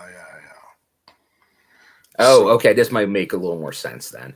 Oh, D-back saying he was at WrestleX and got the guitar shot from Jared. WrestleCade. Yeah, WrestleCade. Got the guitar shot from Jared. Oh, so all right. So he's playing up, which I got to give credit, man. He is all about promoting these storylines. Yeah. Jared will do that. Yeah. I have a feeling, obviously, he's a super baby face. I do think at some point the heel character comes to Impact Wrestling. That could be summer of next year. But I think he will turn heel at some point in Impact Wrestling. It's just a matter. It's too natural for him. But it has to make sense because right now the heels are running Impact Wrestling for the most part. You need baby faces. Yeah. Like you have Eddie Edwards. Yeah. The Sammy babyface, which we were just getting, that kind of forces Cardona to have to stay babyface. That's true. I mean, because I'm sure fans want the hot mess heel. And if you're going to do that, it would just make sense to have Matt be a part of that too. He wouldn't have to, but they're together so much that it would just make sense, you know? So, yeah, someday. We'll see. Yeah. I think they might have to shuffle the roster around a little bit, move some parts around. All right. So, yeah, Morrissey gets the win here. And big win for Morrissey. It is. Huge win. Good for him. Let's see. Then we got the Knockouts Tag Team title match.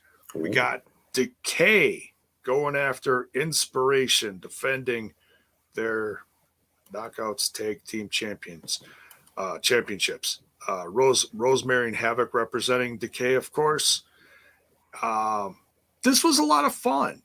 I watching this, I didn't think much of it when I first watched it, and I watched it again tonight, right before we went live. And I enjoyed it a lot more this time because I really paid attention to the psychology of the match. Man, IInspiration maybe didn't do a lot of tremendous, say, wrestling, but they told a great story. They took someone like Havok and they absolutely knocked her down to the point where she was nothing in this match. All the limb, and I always say this, that limb work. That classic limb work. They picked a limb and they went after it and they went after it and they went after it. and they rendered her useless in this match to the point that once Rosemary got in, they beat her down and she couldn't even, Tag team wrestling, J-Bone. Tag team specialists.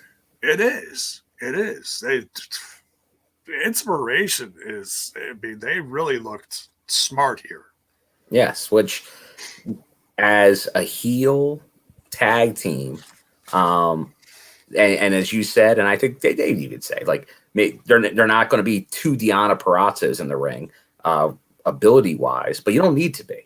You shouldn't have that expectation. Like, every wrestler shouldn't be your match perfectionist.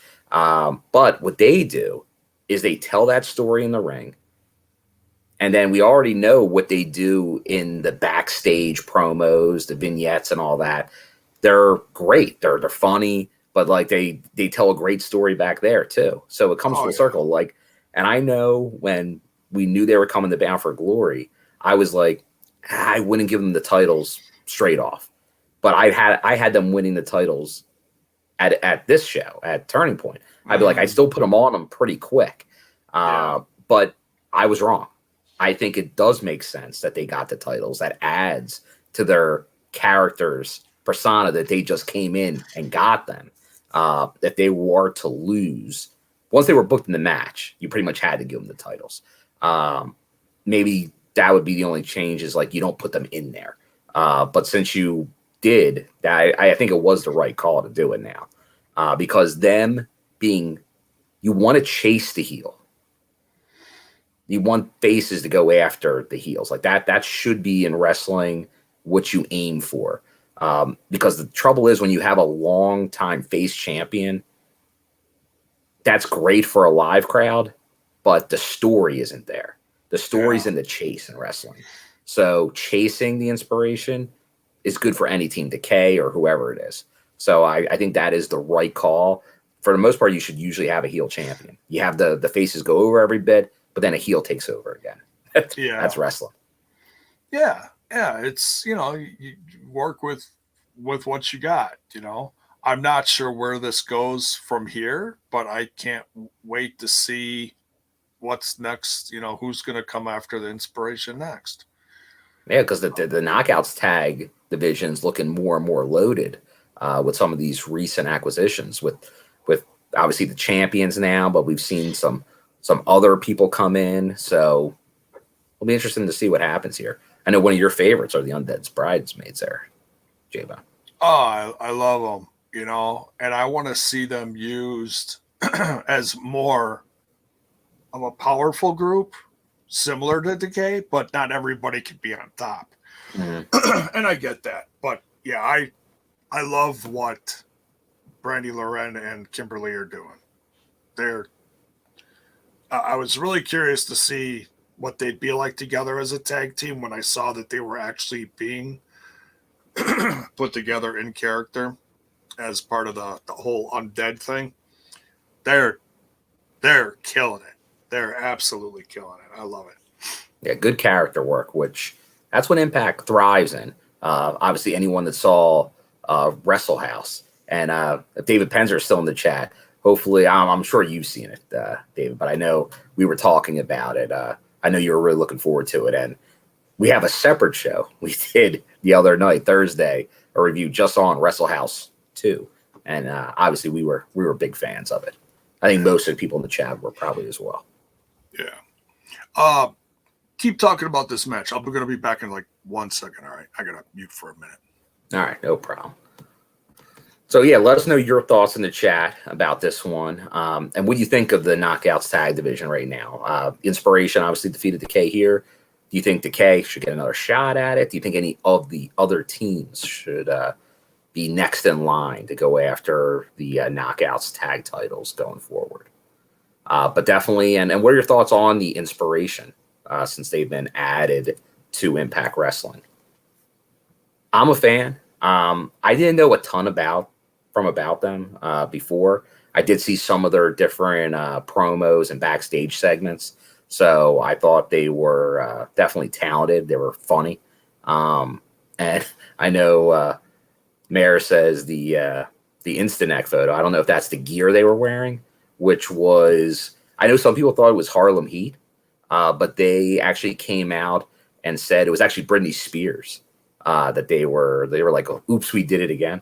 So, oh, really? Because wrestling fans all said, everyone I've seen thought it was Harlem Heat inspiration, or inspired. Yeah, but I think they came out and responded to it as like, oh no, that's Britney Spears. But it is cool that it did resemble, obviously, Harlem Heat, or if you go even farther back, maybe Bam Bam Bigelow. Oh yeah. Oh, and I loved Harlem Heat back in the day. Ronan's asking, personal request, can we see Jay dance again to their theme song? Now, do you mean actually dance to their theme song or the pose, Ronan?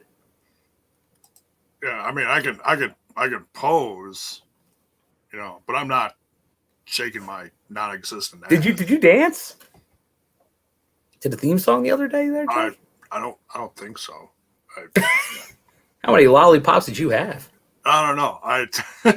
It's been a wild week, Bill. I tell you, all this turkey. Who knows? I mean, I was walking around last night like I was drunk. This turkey has just been killing me. What the hell are they putting in that turkey nowadays? My God. Extra tryptophan. Bonus baby saying totally. The undead brides are how you expand on a gimmick like Sue Young, but not steal it like the way we did with Alexa the Fiend. So no, that's definitely adding to the undead realm for sure. Oh, totally. Yeah. And the whole Fiend gimmick is done, because, I mean, if you're not going to have Bray, why are you even going to keep Alexa Bliss doing that, And she's been gone now dealing with whatever she's dealing with. I have no clue what's going on. Okay. And I agree, this match, I thought it was better than the one at Bound for Glory. And then that gets into an interesting discussion. I know some people said it. I think it's close. The Bound for Glory versus Turning Point. I was a fan of Bound for Glory, but I think Turning Point was very good. And I think most people say for the Impact Plus Specials, Victory Road was the best one this year. But did this surpass Victory Road? And how close was it to Bound for Glory? Now, Mayer was not talking about that Britney Spears Harlem Heat inspired photo. He's talking about a different one where she was only wearing a shirt. So I'm not familiar with that, but now I'm guessing many of the people in the chat will be checking that out. So thank you, Mayer, for that. We'll be right back. Ryan asked. We'll be back in 2 and 2. No. Do it. Ryan asked, well, what during your last break, J-Bone, what kind of cocktail did you just make off mic? I don't think you made a cocktail, but would you just mix up some drink there? It's a little Crystal Light caffeinated water there. It's the peach mango, and I actually mixed it in the flavored pineapple mango splash water. Great stuff. Good stuff. So it's a little extra flavor, a little extra kick. The yawnings are starting to get me a little bit. It's a late Saturday night. Crystal Light, we will take a sponsorship. I'm not sure if they're in the sponsorship game these days, but yeah, I'm not supposed to have much caffeine in my diet, but I do enjoy the packets of the Crystal Light. Okay. Keen here. Bound for Glory had a lot of great moments, but Turning Point had more memorable matches, a few good moments. So, okay. Kind of equal out depending on what you're looking for. I think that's a pretty good way to look at it. Turning Point, though, did have a lot, because obviously, and we'll get to it, there were no title changes here at Turning Point, which is different than Bound for Glory. Right. Which had a few title changes. Quite a few title changes. Oh, yeah. Some changed more than once. Yeah. So a lot more like at the end, you'll be like, oh, wow, there was a lot that happened at Bound for Glory. But there were some really good matches also at Turning Point. Yeah. And there were so many matches on this show. Yeah, it was loaded from the pre-show through the entire pay-per-view. It was. Great stuff, though. I mean, I didn't really have any match that I thought was like a stinker or anything. Mm-hmm. Or what I would consider like a bathroom break match or anything. So then next, and like the only one that had the risk for me was VSK, but it's Richie Swann, and he kept it quick. Oh yeah, yeah. So then we get the X Division title match, which I knew wouldn't disappoint. We got Trey Miguel, champion, defending against Macklin and Laredo Kid. Bill, this match was fire through the whole thing. I love this match. And Yeah, this one was good. I was really curious to see where this one was going to go. I think a lot of people think that, you know, Macklin's been on this slow burn rise to the top of the X division, and he absolutely. If you're not a fan of Macklin by this point, just looking at this match and just how everybody flowed together in this match, I don't know what to tell you. Dude. Macklin blew me away. I mean, I loved everybody in this match. Laredo Kid, I am so happy that Laredo Kid is a part of this X division. I mean, his talent goes back, a couple decades ish, give or take a little. He's been around a long time. He's been around a while. Like he was part of that early run, like the run they did. I guess we'll go back to. Does it go back to TNA? I go back to TNA. Totally. But a couple years ago. So he did that earlier run, and he stood out then because that's when they were bringing in a lot of luchadors, like my buddy Phantasmo and stuff, Aerostar, Drago, and that crew. So I'm a fan of that. I think one thing that something we could use some more of is maybe a couple more luchadors. So seeing Laredo Kid on the roster right now is something I really like seeing.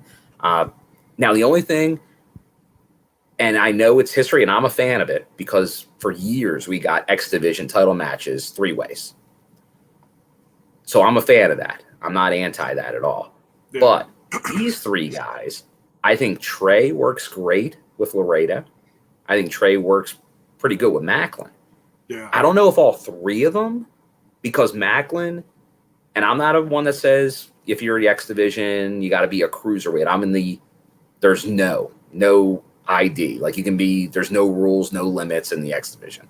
So, but for all three of them, Macklin obviously has a different style than the rest. He's very stiff. Oh, in a good way. like when he does his his spear type move, there's a lot behind that. Like that one looks like it hurts because it looks like he's always giving full force on it. But I don't know if that meshes well with these guys. So when all three of them are going, it seems like two of them are working on one way and one's working the other. And maybe that's the story. That's a story being told. But if you're looking for like match where they're going back and forth and just doing crazy stuff, that's not what you got in this match. You got the two guys doing the crazy stuff and Macklin just beating on people. Right. And then obviously you have the ending, which is controversial because obviously it's a 3-way. Trey only needs to pin one guy. Right. But Trey wasn't trying to pin one guy. He wanted to pin both guys. And when he didn't get the pin on both guys, it was like he didn't even win the match, his reaction. He was pissed. Well, he was acting like he was a young boy. I look like a young boy to you? Yeah, the ending of this story was very telling because he stopped Macklin from pinning Laredo with his finisher. And when he went back, he was trying to pin Macklin primarily, but he grabbed both his leg and Laredo's leg and brought him back for the pin, trying to cover both. So when Macklin kicked out, Laredo didn't.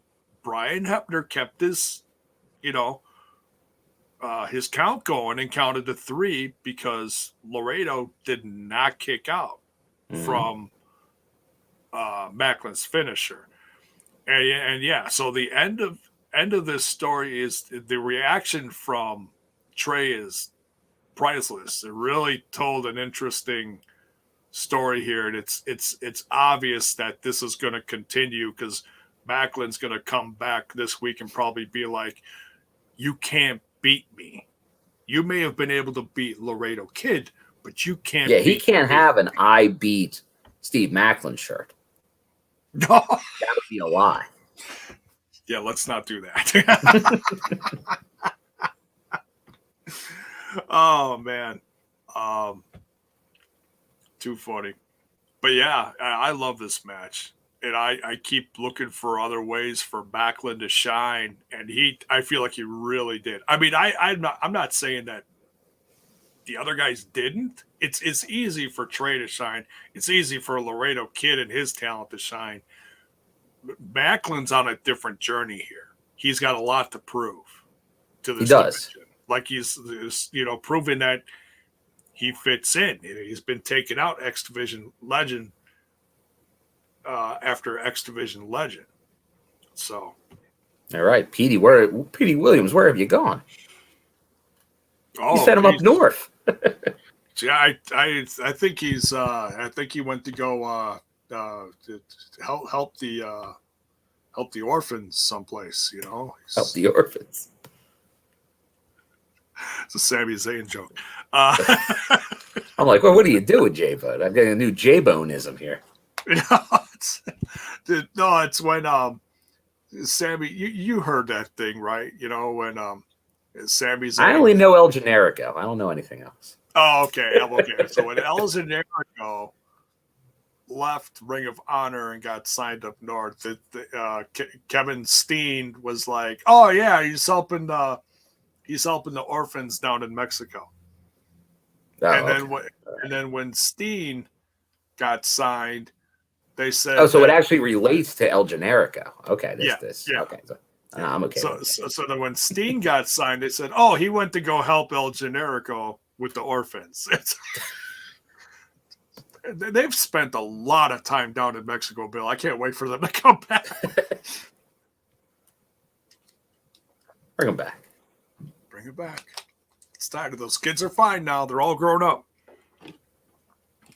How many kids are you gonna help? Damn it! I'm kidding. That is not an appropriate question. Oh, sorry, my bad.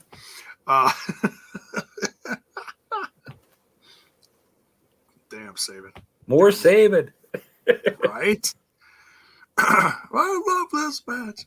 But yeah, Trey Miguel retains here. Great match. This will continue with Macklin, and I'm guessing it's going to go to Hard to Kill. You think, Bill? It seems like that. Obviously, he has a claim to go after the title because he wasn't pinned. So when it happens, we have to find out. But he definitely should get an X Division title shot in the future. Yeah, and maybe that's why Trey was so pissed. He doesn't want to give him the shot. Yeah, because he feels like he beat him, but he didn't. Yeah. So then we got the Knockouts title match. Mickie James versus Mercedes Martinez. Hardcore country. Yeah, that's right. Hardcore country. In fact, there were some people in the audience that night singing that. Oh, I was one of them. There you go. Yes, there was.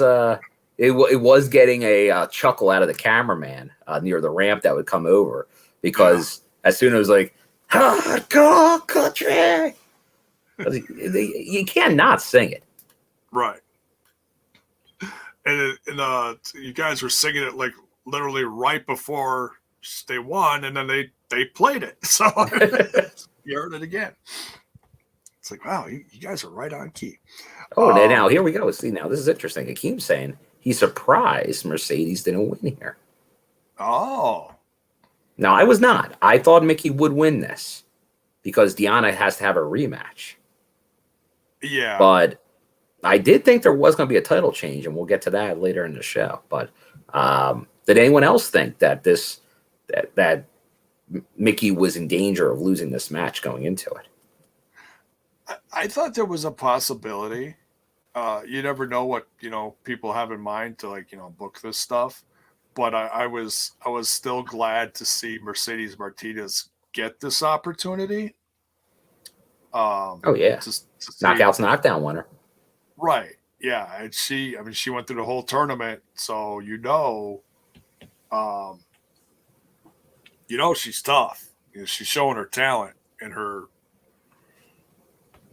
her legendary status in the ring. She's been around, what, 20 years, give or take, whatever. Long time. But I'd say as long, if not longer, than Mickie James is my guess. So you can't have hardcore country without Bison's guitar solo. He does. He always goes off on it. Yeah, so funny. I want to get him a guitar for Christmas, I think. So he could play, program it to play just, Mickie James stuff with the guitar solo. He'll go nuts. More Mickie James. Right. Well, speaking of Mickie James, and this is something, I guess the next Jericho cruise that's in March has a lot of Impact people that are on there, including Mickie James, the Knockouts champion, who I believe will be wrestling and also performing. So you could hear her sing hardcore country live. Is she gonna have a duet with the Ayatollah of rock and rolla? Maybe, although someone may or may not have given me an invite if I would like to be on that cruise next year. So who knows? Maybe if I decide to go, I could maybe I could jump on the vocals for a little hardcore country. Oh, that'd be amazing. At least from the crowd. I'm a pretty good lip syncer. I've been known to do well when called. Now, Akeem says here she won that big ass tournament. It was a big ass tournament. Only to lose the title over felt especially seeing the Mercedes and sign with Impact. But it obviously put her in the contendership here. And I don't know, like that's sort of like saying some of the other ones, like if you get the opportunity, should that person always win? Then it becomes too much of an obvious thing if people that win stuff and use that to cash in always cash in. Right, like a Royal Rumble thing, right? Yeah. At best, you probably want to do 50-50 on that stuff. Yeah. And it could have been a kind of a test thing. It's a great way to see how she does with that audience.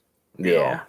But then you also got to look at, well, we do wind up seeing a little virtuosa, but if Mercedes were to beat Mickie James right now, does that make Deonna look weaker? Because Deonna had this long reign, second longest reign. Did she wind up getting second longest reign in history behind Taya? It was close. I know she didn't pass Taya, but I don't know if she was second or third, but one of the longest reigns in history. To then have Mickie lose it so quickly after, probably not the best look. But then we do get this. I am the f***ing greatest. Yeah, she comes in as soon as Mickie James does win it. She's not even up off the canvas, and she's getting her ass handed to her by Deonna Purrazzo. So, and they announce with, I don't know if it was at this or later in the show, or if it was later in the week, they announced Deonna Purrazzo is going to face Mickie James at Hard to I believe Kill. it was before the show was over. I think there might be a segment with Scott later on in the show where he makes the match happen. Okay. Officially. So, and then right after this, Scott announces the first Knockouts Ultimate X match. Oh, yes. Huge news there. Yeah.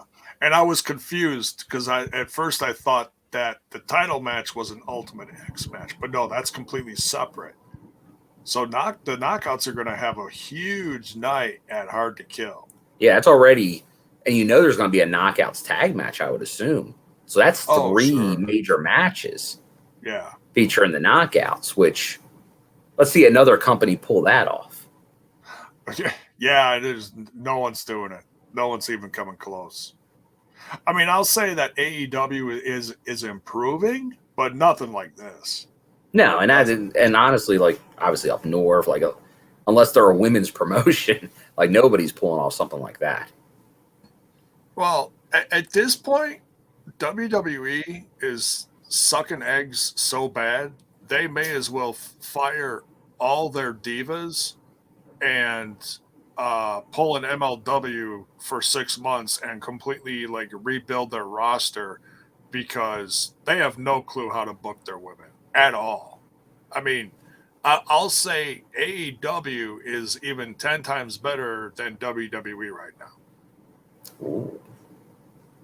They were and said to be the AEW isn't standard even accurate. Oh yeah, they're the whole women's revolution, and and we're doing all this great stuff. And are you really? No, you're not. You're sucking. So, but yeah, Impact knocking out of the park as usual. So, all right, on to the tag team title match here. Now this is where I thought I thought these titles were changing hands.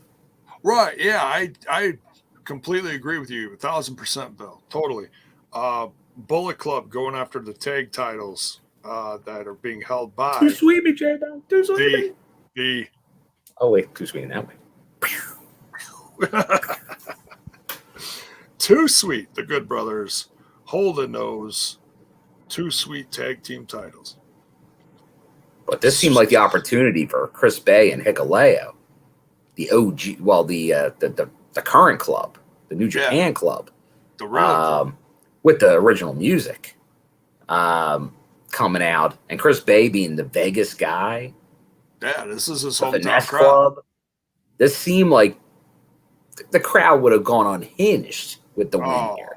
Huge. So it felt like it could be time here. And then you bring those titles over to New Japan, like to the Strong brand and stuff. So it felt like it could be something here. Like this was a surprise to me. I thought this is the titles that would change hands, but they don't.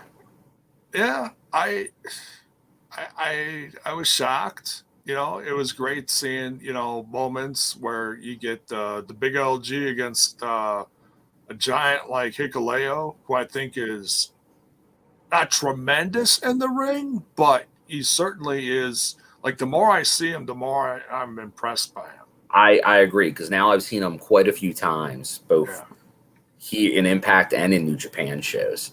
Yeah. And he's grown on me. Like, that's a guy you could see the ton of potential. That feels like a guy that, like, 5 years ago, he would seem to be like so on like up north's roster. Like they'd be like, we have to sign this guy immediately. Big dude, some ability there. He's got some he's got some charisma to him. Yeah. I always like that his head's always steaming. But he's obviously he's got the bloodlines. That guy's a star. That guy's a future star too. Oh, he comes from one of the most badass guys. His dad's one of the most badass guys in professional wrestling. Correct. So I think me and him, and who knows, maybe it does happen. It seemed like the build was there. Now maybe they build it up even more. But I think that's that. Like, I'd be fine with pulling that trigger on the tag titles. Yeah, and it's hard to say where it's going to go next. I mean, FinJuice got another win. I don't know. I mean, is this because then you can you could have the feud with, like, the Bullet Club can feud with FinJuice as well as still with the Good Brothers. Like it adds some more elements. And then the way the match ends is kind of surprising. It's like the tights. They got the tights of Chris Bay. Yeah. Which is like kind of like Bullet Club complaining about shenanigans is kind of funny in itself, but it is because they're full of shenanigans. Like El Phantasmo's punching people in the nuts somewhere right now, probably. Oh yeah, absolutely. It just seems like this. If that tag team of the Bullet Club isn't going to get it done, do you still bring in God. Maybe there's a bigger plan here, and that's just that adds to the storyline. Leads up And to it. God takes the titles, and maybe Hikuleo, Chris Bay, El Phantasmo, maybe they have a future with some different belts. Maybe there is a whole Bullet Club angle winning gold in Impact at some point in maybe 2022, which could make sense. We could look back and be like, oh, okay, I see it. I see how it did it. But if based on what we see now, it seemed like it could be the right place to switch. Yeah. And we felt that way about many other titles in the past. And then in the end, maybe we were wrong. Maybe we were right. We'll see. We'll see what Impact. It all depends on how Good Brothers eventually drop the belts. Yeah. Yeah. And who knows? Maybe it won't be like I think I said maybe on the UK. I could see them holding it through Slammiversary now. Because now I don't know who takes it. Unless Bullet Club gets another shot at some point, I'm not sure who takes the belts off. Even though I think the tag division is getting better, I'm not sure who that tag team is to take the belts off them. Yeah, it's hard to say. I mean, there's plenty of tag teams in the tag division. I'll say that. Plenty that are not involved in all this as well. So there's no lack of tag teams. Yeah, it's I put over so much VBD earlier. So obviously I could see them doing it. That wouldn't shock me at all. There you go. Oh, there's a classic. That picture of those guys together. Good stuff, man. And you got 3 guys in the group still. They could, toss them around and do the whole what do you call that? The Freebird. Freebird rule. Thank you. That one always escapes me. So, but yeah, it was a good tag match. Yeah, then it keeps putting over. They did not win on this show, but Heath and Rhino obviously are together again. And then Gary's talking about Willie and Rich. They're still out there, soldiers. Honestly, Willie and Rich look stronger at this point than Heath and Rhino do. Yeah, I'd probably put VBD, then Willie Rich, and then probably Heath and Rhino. Yeah. Yeah. In the contendership. If Heath and Rhino won at this show, they'd be higher. Yeah, absolutely. That'd be a huge. And since Rich and Willie weren't tagging together, that's why I put VBD ahead. So based on this show, that's the order right now. And then FinJuice you got to put in there since they won as well. Yeah. So it's probably VBD, FinJuice, then Willie and Rich, and then probably Joe and Rhino. And obviously Decay were not on there. So they're question mark. Yeah.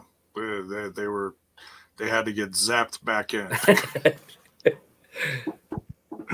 They were busy. I think we have comment from Steve why they were busy. It's Wrestle House 2. That's where he was. It's absolutely terrifying. And Black Taurus was reading a book. He was. It's all about the classics with him. Who knew? Who knew? There's still Fulton and Ace out there too. Fulton and Ace. Yeah. I feel like the focus has been a little more on Ace, but Ace does make a point to say that he and Fulton are a tag team. So who knows? Who knows? Lots of options. All right. Then we get the announcement that Impact has a new sponsor. Pabst Blue Ribbon Beer is going to be presenting the Throwback Throwdown 2. It's the return of the IPWF. I knew I was going to screw up the letters. Thank you for saving me on that. Saturday, December 18th, live from the infamous Danny Davis Arena down in Kentucky. From 1983. Live from 1983. Yes. Oh, man. I have some memories of the classic heel Danny Davis referee. Oh, man. That guy was evil. Talk about a heel ref. Unbelievable. Smart guy, though. Smart guy. So yeah, can't wait for that. Last year's was a riot. This one certainly is going to be. I think it's got the potential to be even better. No, I was a big fan. I was at the last IPWF show, and I was definitely a big fan. Oh, look, and Akeem here, he posted the review from that. Oh, and the J-Bo to Nurse Nicole. That's right, we did. Well, what a duo that had to be. Yeah, that was IPWF. Wrong, Danny Davis, J-Bo? No, There's that's too many the same Danny one. Davises. Too many Danny Davises. Oh, that's the same. You're right. guy. Well, no, you're thinking about the WWF referee from the '80s, right? Yeah, isn't that? That's not that Danny Davis. Oh, it's not. I always think thought this that is was like a Danny trainer. Davis. I think it's more of a trainer. Oh, I always thought that was that. I think the other Danny Davis is still around and stuff, but I've been saying that for years. That that's the Danny Davis, and no one ever corrected. I can't believe took till now for to someone to correct well, that. I'm like, it is from Mayor. You're Who full of it, Mayor. a couple years told you were mispronouncing his name wrong. Yeah. Yeah, there it is. It's Thanks. Nightmare. Thanks, Mir. I'm kidding. Love you, Mayor. Not dangerous. It's Nightmare. Oh, Nightmare, Danny Davis. Oh, sorry. Oh, there's a That's third? it's a fairly common name. Danny Davis. I'm just confused now. Then again, when aren't I? All right, we continue. But yeah, can't wait to see Throwback Throwdown. Then all of a sudden, Josh Alexander comes down to the ring, and Striker's like, well, this isn't in the itinerary for the evening. What's going on here? So he comes down, and he's angry. He's really angry, Bill. And when Josh Alexander is angry, you better pay attention. He is angry, and he's talking about how Scott D'Amore says he's got to keep his emotions in check after that loss to Moose. Can't blame him for being angry, but he's like, look, I may be angry, but I'm focused. I am absolutely laser focused on getting that title back, and I want to know when I am going to face Moose. And all of a sudden, the lights start flickering a little bit, and I'm like, oh, it's the return of, apparently it's the return of the coach. Stay focused, J-Bone. Stay focused. Yes, coach. That's why I'm drinking this. Thank you. Keep the focus. Bye-bye. Good to see you, coach. He's a lot more pleasant than that other guy you bring in. Whoa. I'm just saying. The other guy scares the shit out of me. I have to wear a couple pairs of underwear that night I go to Blizzard Brawl. Ooh. Man, Uh-oh. if I meet Big Bad Joe, man, I'm gonna be hiding behind my son. Be like, here, you Gotta. get the autograph. You get the autograph. Sacrifice my son. Kidding. Fair. So Josh is all angry. The lights go flickering, and all of a sudden there's a focus on the ramp, some music playing that we're not familiar with, and we get the debut of JONAH. And everyone's looking around. They're waiting for him to come down. They're looking at the top of the ramp.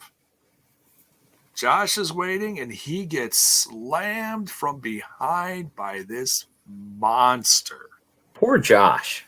Oh. People keep just showing up and beating on poor Josh. He has not had a good, I'd say, month. This past month's been pretty rough, But Neuro He's been Suzuki, bleeding a lot. yeah, this is true. And now internally, Internal bleeding. internal damage. My Jiminy Christmas. Which looked great. I'll rank that right up there with other times that I'll say one of our favorites, Rich Swann, has bled. Oh, When yeah. he was in that tournament, very Yep. similar. Yep. So yeah, I'm very excited for Jonah to be here. I am as well.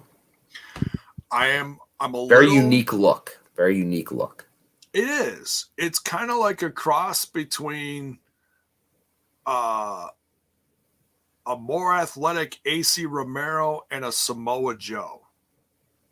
Yeah, I know on Wednesday I was kind of putting like I know people are saying to Joe, but like he almost reminded me a little bit of Bam Bam Bigelow. And I think someone said he may have mentioned that in an interview. Bam Bam Bigelow was like one of the guys he looked up to like growing up. So, and I'm a huge Bam Bam guy. So like just seeing a guy like that jump off the turnbuckle he did, that's very reminiscent of Bam Bam. So I'm a fan. Just as a heads up, I'm going to a show. Or Vader. Or Vader. Big Vader guy too. December 11th, PPW in Broadheadsville, PA. It's going to be Moose versus Jonah. Oh, nice. Now, Jonah had a run-in with Moose at a the last New Japan show. Yeah, the one I think in San Jose. And they mentioned that during this segment too, I believe. Now, what I want to know, look, and I'm sure that Jonah is signed with New Japan. And he showed up there first. And I don't know if that means anything. Now he showed up here.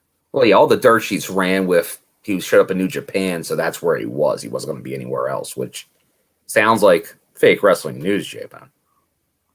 Oh, we hate fake wrestling news. I'm starting to wonder though, because they had all this New Japan related stuff with Josh. Is Jonah coming in from New Japan? Or is he going to be wrestling in Impact Wrestling and going back and forth? It's a good question. Because I feel like with the amount of stuff that should be on social media and on the website, it's not there for Jonah. So that tells me that Jonah is a New Japan guy coming in to, do a few. I'm going with neither. I think he's a pay per appearance for both companies right now.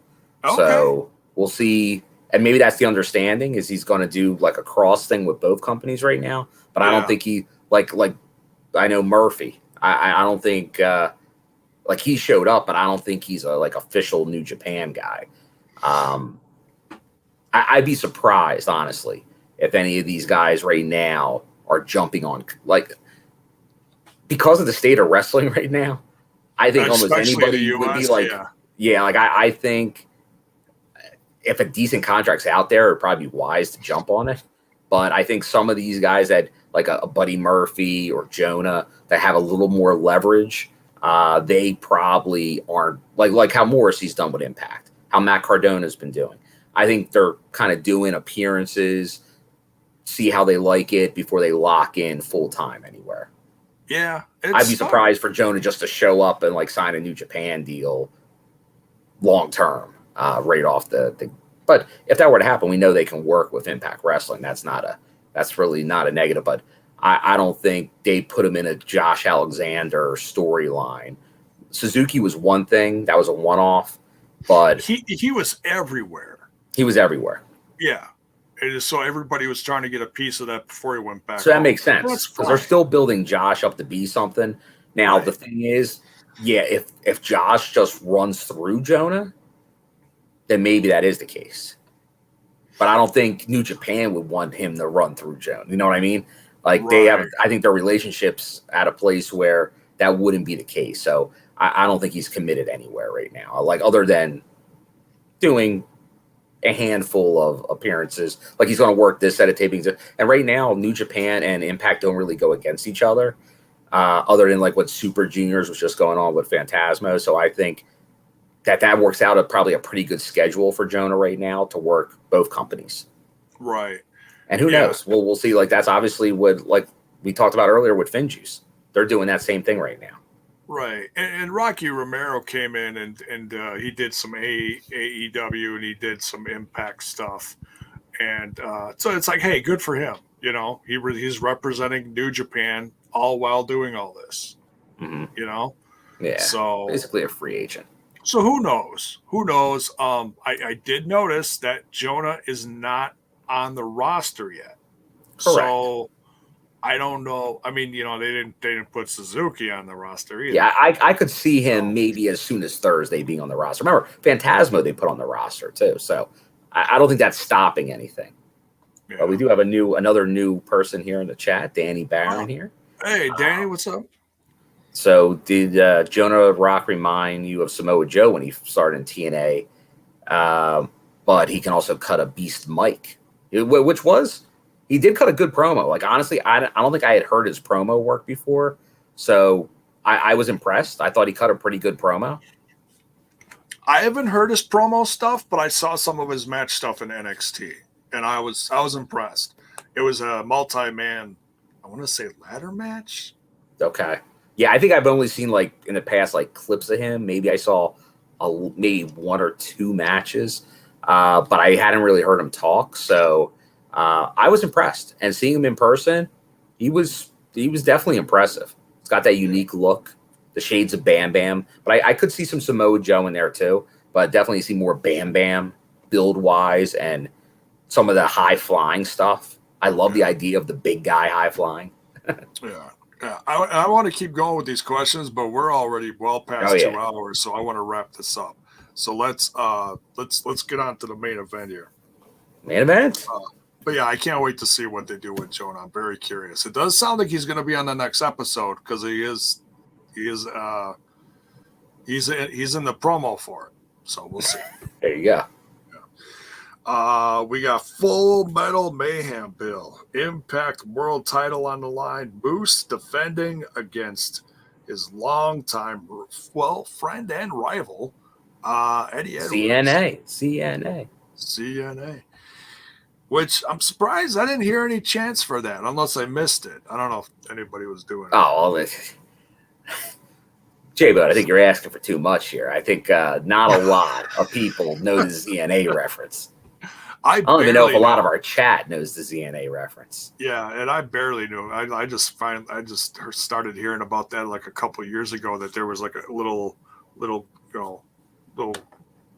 know. It's like a text chat group thing. Yeah, it's like it's that TNA grouping from their early era.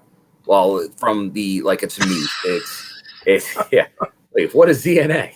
That was the group they kind of called themselves, and it's Eddie, it's Moose. Willie Mack got into it. Like, good for Willie. He was able to he's kind of Team ZNA too. But it's like that clique of wrestlers that were from pretty much that 2016, like EC3 and that crew. Spud, they're all Team ZNA guys. Like the guys that I think like did the gym together. Probably on the road together, that crew. So you'll see, like Eddie puts the ZNA on his gear. Willie Max put the ZNA on his gear. I've seen that. They'll hashtag ZNA at times. So that's just part of it just shows like those guys are tight. Eddie and Moose, they've been with the company a long time together. They've worked a ton of matches together. So this was an obvious feud to go with.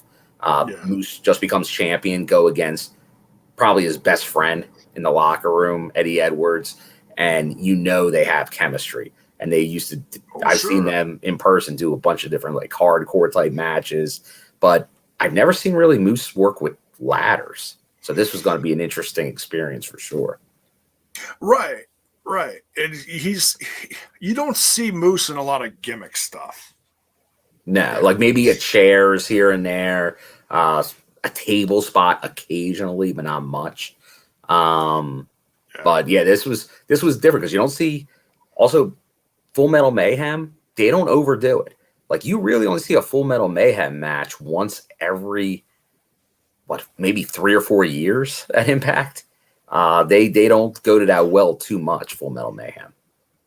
No, that's something they do every great once in a while, like once a year, if that. Yeah, I'd have to look back. I remember, like, it was a tag team Full Metal Mayhem with the Dudley, like Team 3D, the Hardys. Like that's what you're talking about years ago. I don't even remember the last one. Right. Probably back when I was gonna say Truth was with the company. No, I don't know. Oh yeah, and the Wolves. The Wolves were the last one. So it was since Eddie got here, but you're talking like early Eddie. That's probably late 2016. Oh yeah. So it's been a bit, yeah. So but yeah, amazing match. These two really do have great chemistry. Hey, Lakers is in here. What's up, man? Lakers. Better late than never. We're on the main event. We're just about to wrap it up in 2 seconds. No, I'm kidding. And I'll tell you what, Chris. I'll hit that. Let us talk about this, and I'll hit your question last. Okay. We'll do it because I saw that he was new here, so I don't want to scare away a new person. We're excited when new people show up. So we love new people showing up, and the camaraderie of people make them feel welcome, in the chat. So, but yeah, these guys, the table spots, the ladder, they wreck ladders, they destroy chairs. I mean, Moose can barely stand by the end of this match, Bill. He is wrecked. He is. Eddie truly gave him a run for this money. Well, they went a long time. This match, I think, was over a half hour. Yeah, it was between a half hour and 40 minutes. I know entrances were a bit long, but that's to be expected with these two guys. Eddie's a big fan favorite. Takes a while to get around, say hi, and all that. Moose, you get that slow burn coming down to the ring. He wasn't even wearing a robe this time. No, and I know people are debating that look now. Like, as champion, the robe's gone now. He just Moose with his belt. Yeah. Same entrance, I was but not shocked. the robe. Yeah, like maybe that's the thing. Instead of the robe, the just the fanciness and all the pomp and circumstance of a robe. Who needs a robe when I got the gold? Maybe that's what he's saying. Right. He's got the jewels. He's got the gold. Yeah, everything. So yeah, it was interesting seeing him come out there with just a different, different aura about him, So, but yeah, it's something that we even touched on earlier at the beginning that I brought up, and I'll bring it up again because I know our audience has changed since 2.5 hours ago.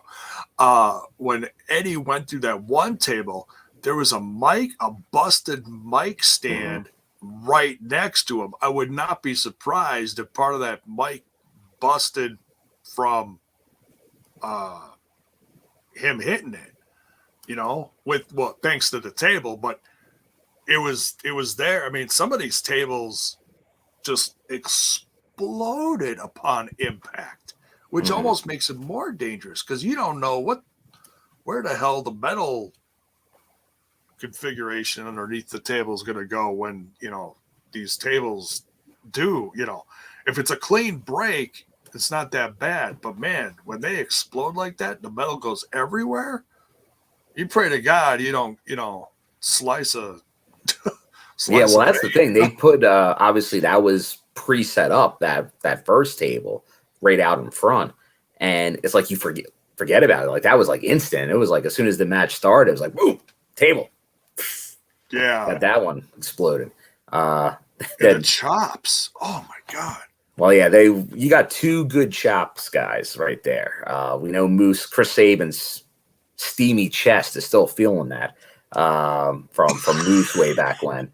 And Eddie, he does the strong style, like right out of Japan. So those guys, they can chop with the best of them. Steamy Steamy Sabin. The hamburger, steamy chest. Yes. Sabin. His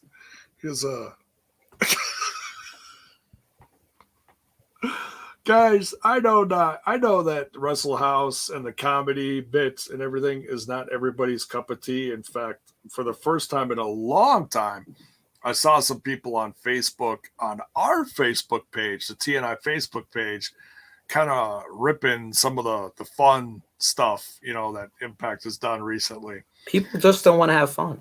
They don't. Cyndi Lauper said it was just girls just want to have fun, I guess.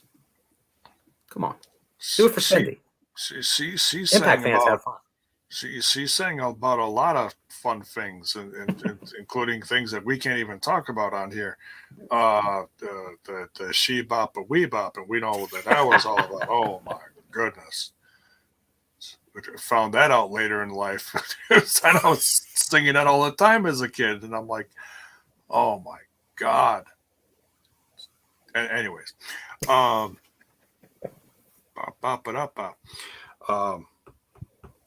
God, it's like the Acclaimed walked in. But yeah, very violent match. Both guys literally gave it their all, and of course we got the payback. Or yeah,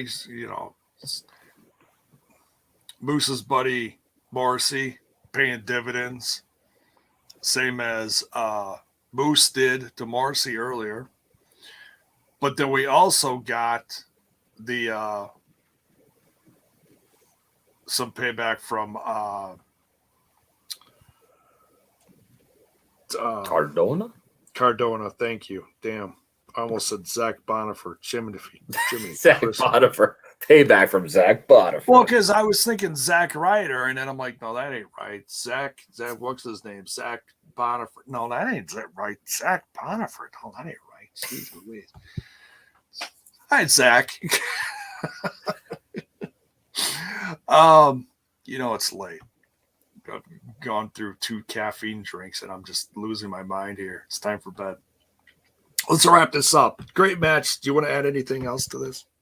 No. This was very good, this match. I don't think there's ever been a bad Eddie Edwards Moose match. And they brought it here, Full Metal Mayhem, a lot on the line, because I'm a big Full Metal Mayhem fan. Like most of those matches are some of the best ones in Impact's history. So these guys did not disappoint. Great first title defense. Definitely Cardona getting involved. Morrissey. You got some angles going out of this. And for the first live Impact Plus special, it seemed like a fitting end to it. So now we just see where it goes from here. And we had the Wrestle House break. So now this Thursday, it's Turning Point Fallout. That's why you get the review now. We had to space it out. For now, it's fresh for you get the Fallout on Thursday. There you go. Yeah. Starts a whole new chapter. All right, so this question from Chris Washington is actually really interesting. It says, new here, guys, what if this is long-term story with Scott D'Amore bringing in New Japan guys to harm Josh Alexander? A heel authority figure of Scott will be interesting. Man, that, and I always thought in the long run this would lead to Scott D'Amore becoming kind of a heel, like GM authority figure, but also protecting Josh at the same time. Like here we go, Team Canada V2 or Part 2, 2.0, whatever you want to call it. I don't know. Uh-oh. What's up, Scott? Team Canada. Team Canada. So, I don't know. based on what we've seen, that is the connection right now with Suzuki attacking, because he is New Japan. JONAH, if they want to play the New Japan angle, which they can, that could be an angle to run. If he gets through JONAH and another New Japan guy attacks him, we're going to go back to the Chris Washington here. And you may have been right. Now, I don't know if Scott plays into that or not, but there's definitely a New Japan angle, it feels like. And he has been showing up on New Japan, though. We can't forget that. Josh has been showing up on the Strong brand. Like how Chris Bay's been showing up. I think Josh has worked a number of their shows at this point. Yeah. He has. Yeah, like this relationship between New Japan and Impact is absolutely strong. No pun intended.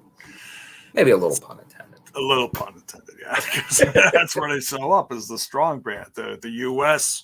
chapter of New Japan Wrestling. And who knows, maybe by Wrestle Kingdom, which is not far away at this point, maybe somebody shows up there. What is it, 3 nights? They might need some Impact guys to fill in some of that. 3 nights? I think one night's just with Noah. So you might see a lot of our other former friends at Impact Wrestling. Oh, yeah, I did hear about that. The one night is supposed to be Noah versus New Japan, kind of like a dream match, fantasy booking, kind of whatever, which sounds like a lot of fun. And they're just starting to promote that now on YouTube, too, on their YouTube. So, yeah, I can't wait. Lord Bison, what's up, man? 100% pure beefalo. I wonder what that's a reference to. I don't know. That sounds like a good marketing gimmick.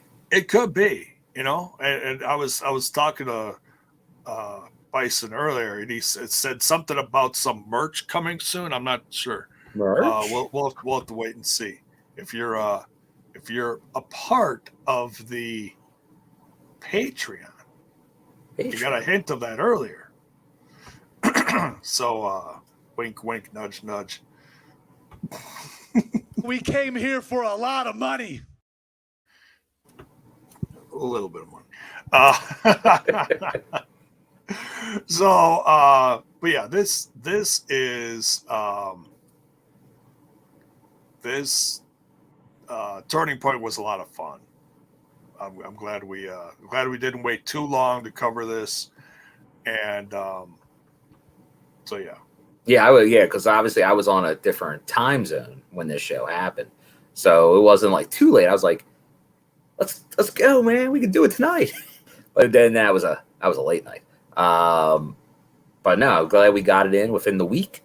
So knock that out, and then obviously we'll be back with the family dinner tomorrow for the Patreon. The throwback will be back on Tuesday for the NWA TNA. And then TNI UK back live on Wednesday.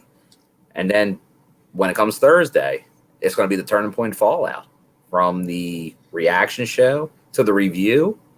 So it's going to be a busy lot of somehow during this holiday week, J-Bone, the amount of content we still put out is crazy. Crazy. So, yeah. Hope everybody appreciates that. Hope everybody had a good Thanksgiving. Hope you had a safe week. And if you're not in the U.S., hope you just had a great week in general. Yeah. Wherever you are watching and or listening.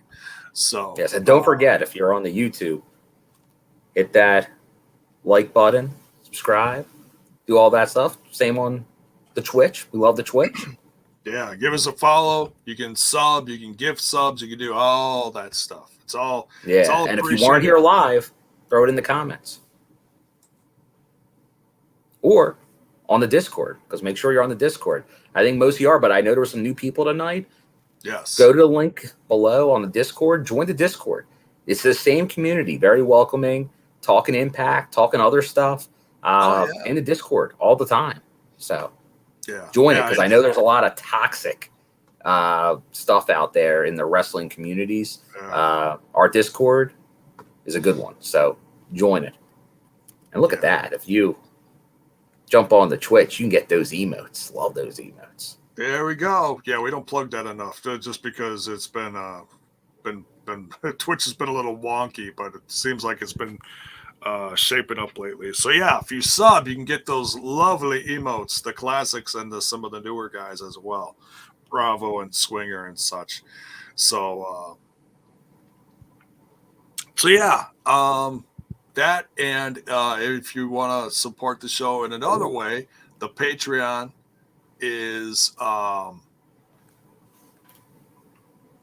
that link is in the description as well. We do several different shows between the Sunday dinner. Sometimes we have a hit and run from guys that miss the regular review. They'll do a review later in the week for the Patreon. Other special stuff we do for page, all sorts of stuff. So yeah, great time. Several different levels you could join as well too, from the $3 all the way up to a $10. So go check all the good stuff. All the good stuff. Oh yeah. And we appreciate all you for watching and listening on the audio. Can't forget all those audio people there, Jabon. Oh yes, all the audio listeners as well, no matter where you check us out from. The Apple iTunes, Stitcher Radio, Google Play, TuneIn Radio, iHeartRadio, Spotify, SoundCloud, and Pandora. Just type in We Talk Impact or Total Nonstop Impact as well, and you'll be able to find it.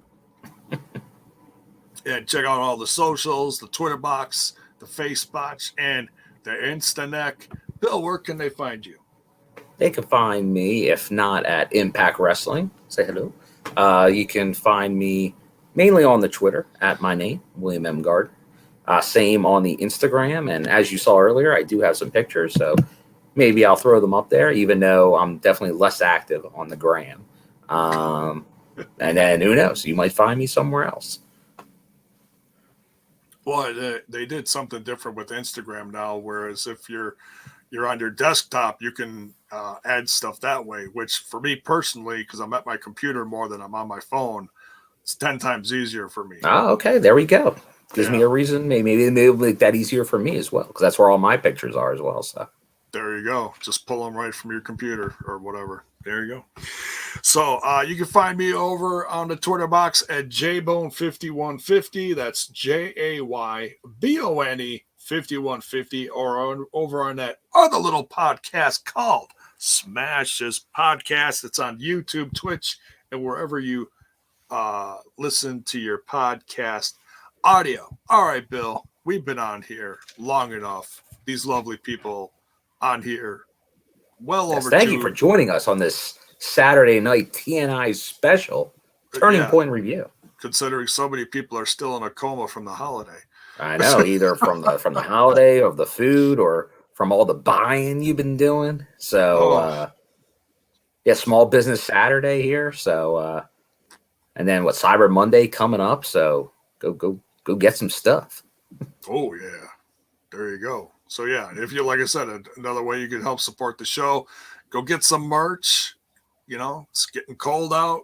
Hell yeah, it's getting cold out. We got hoodies, caps. We even got Santa caps. There's even, oh my goodness, Bill, we even got stockings now. That's coming in there. Stockings? TNI Still stockings?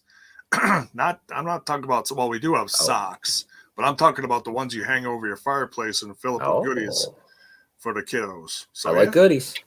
Hell yeah. All sorts of stuff, and plenty of stuff in the merch to fill up those stockings as well. You got the stickers, you got your magnets, you got your mugs, you name it, it's in there. Now, so better mugs than these two mugs, right? Oh, beautiful mugs with the beautiful artwork that has been created by so many people, including myself. All right, I've put myself over enough. Let's get the hell out of here. We need the swingman. We all want the swingman back. Well, let's see if we can get his pager. Come on, page the swingman. Yeah. I heard he just did somebody's podcast. I did hear that. So maybe it is time to reconnect with the Swingman. We'll see. We'll talk about the Palace. What? Oh boy. maybe somebody fixed his Wi-Fi. Yeah, he had some Wi-Fi connections in the past. He did. So, all right, let's get out of here. We'll see you guys tomorrow night over on the Patreon Sunday night family dinner. And hopefully we'll get a few more folks in here and we'll have some fun Thanksgiving stories to toss around or something. And hopefully Trent can get in here too. We'll see. Hey, the last Patreon show we did, Kyle even showed up. You never know who's going to show up. So well, yeah, well, that is something because we gave that away for free. That wasn't so free. If you haven't seen the Thanksgiving family dinner, well, it wasn't even family dinner; it was a Thanksgiving after dark. Little food mixed in from a couple days ago. Look it up. There is a scumbag. First time in how long, J-Bone? Well over 6 months. Yeah, so it's been a while. So if you missed the scumbag, you can get him on the last After Dark, which was probably like, if you look in the video rotation, I don't know, 3 videos ago, probably. When we do that Tuesday night, I think. Instead of the throwback, we did a late Tuesday. Something like that, yeah. Yeah. Yeah, that's right. That's what it was. Late night Tuesday and going into Wednesday, yeah. There we go.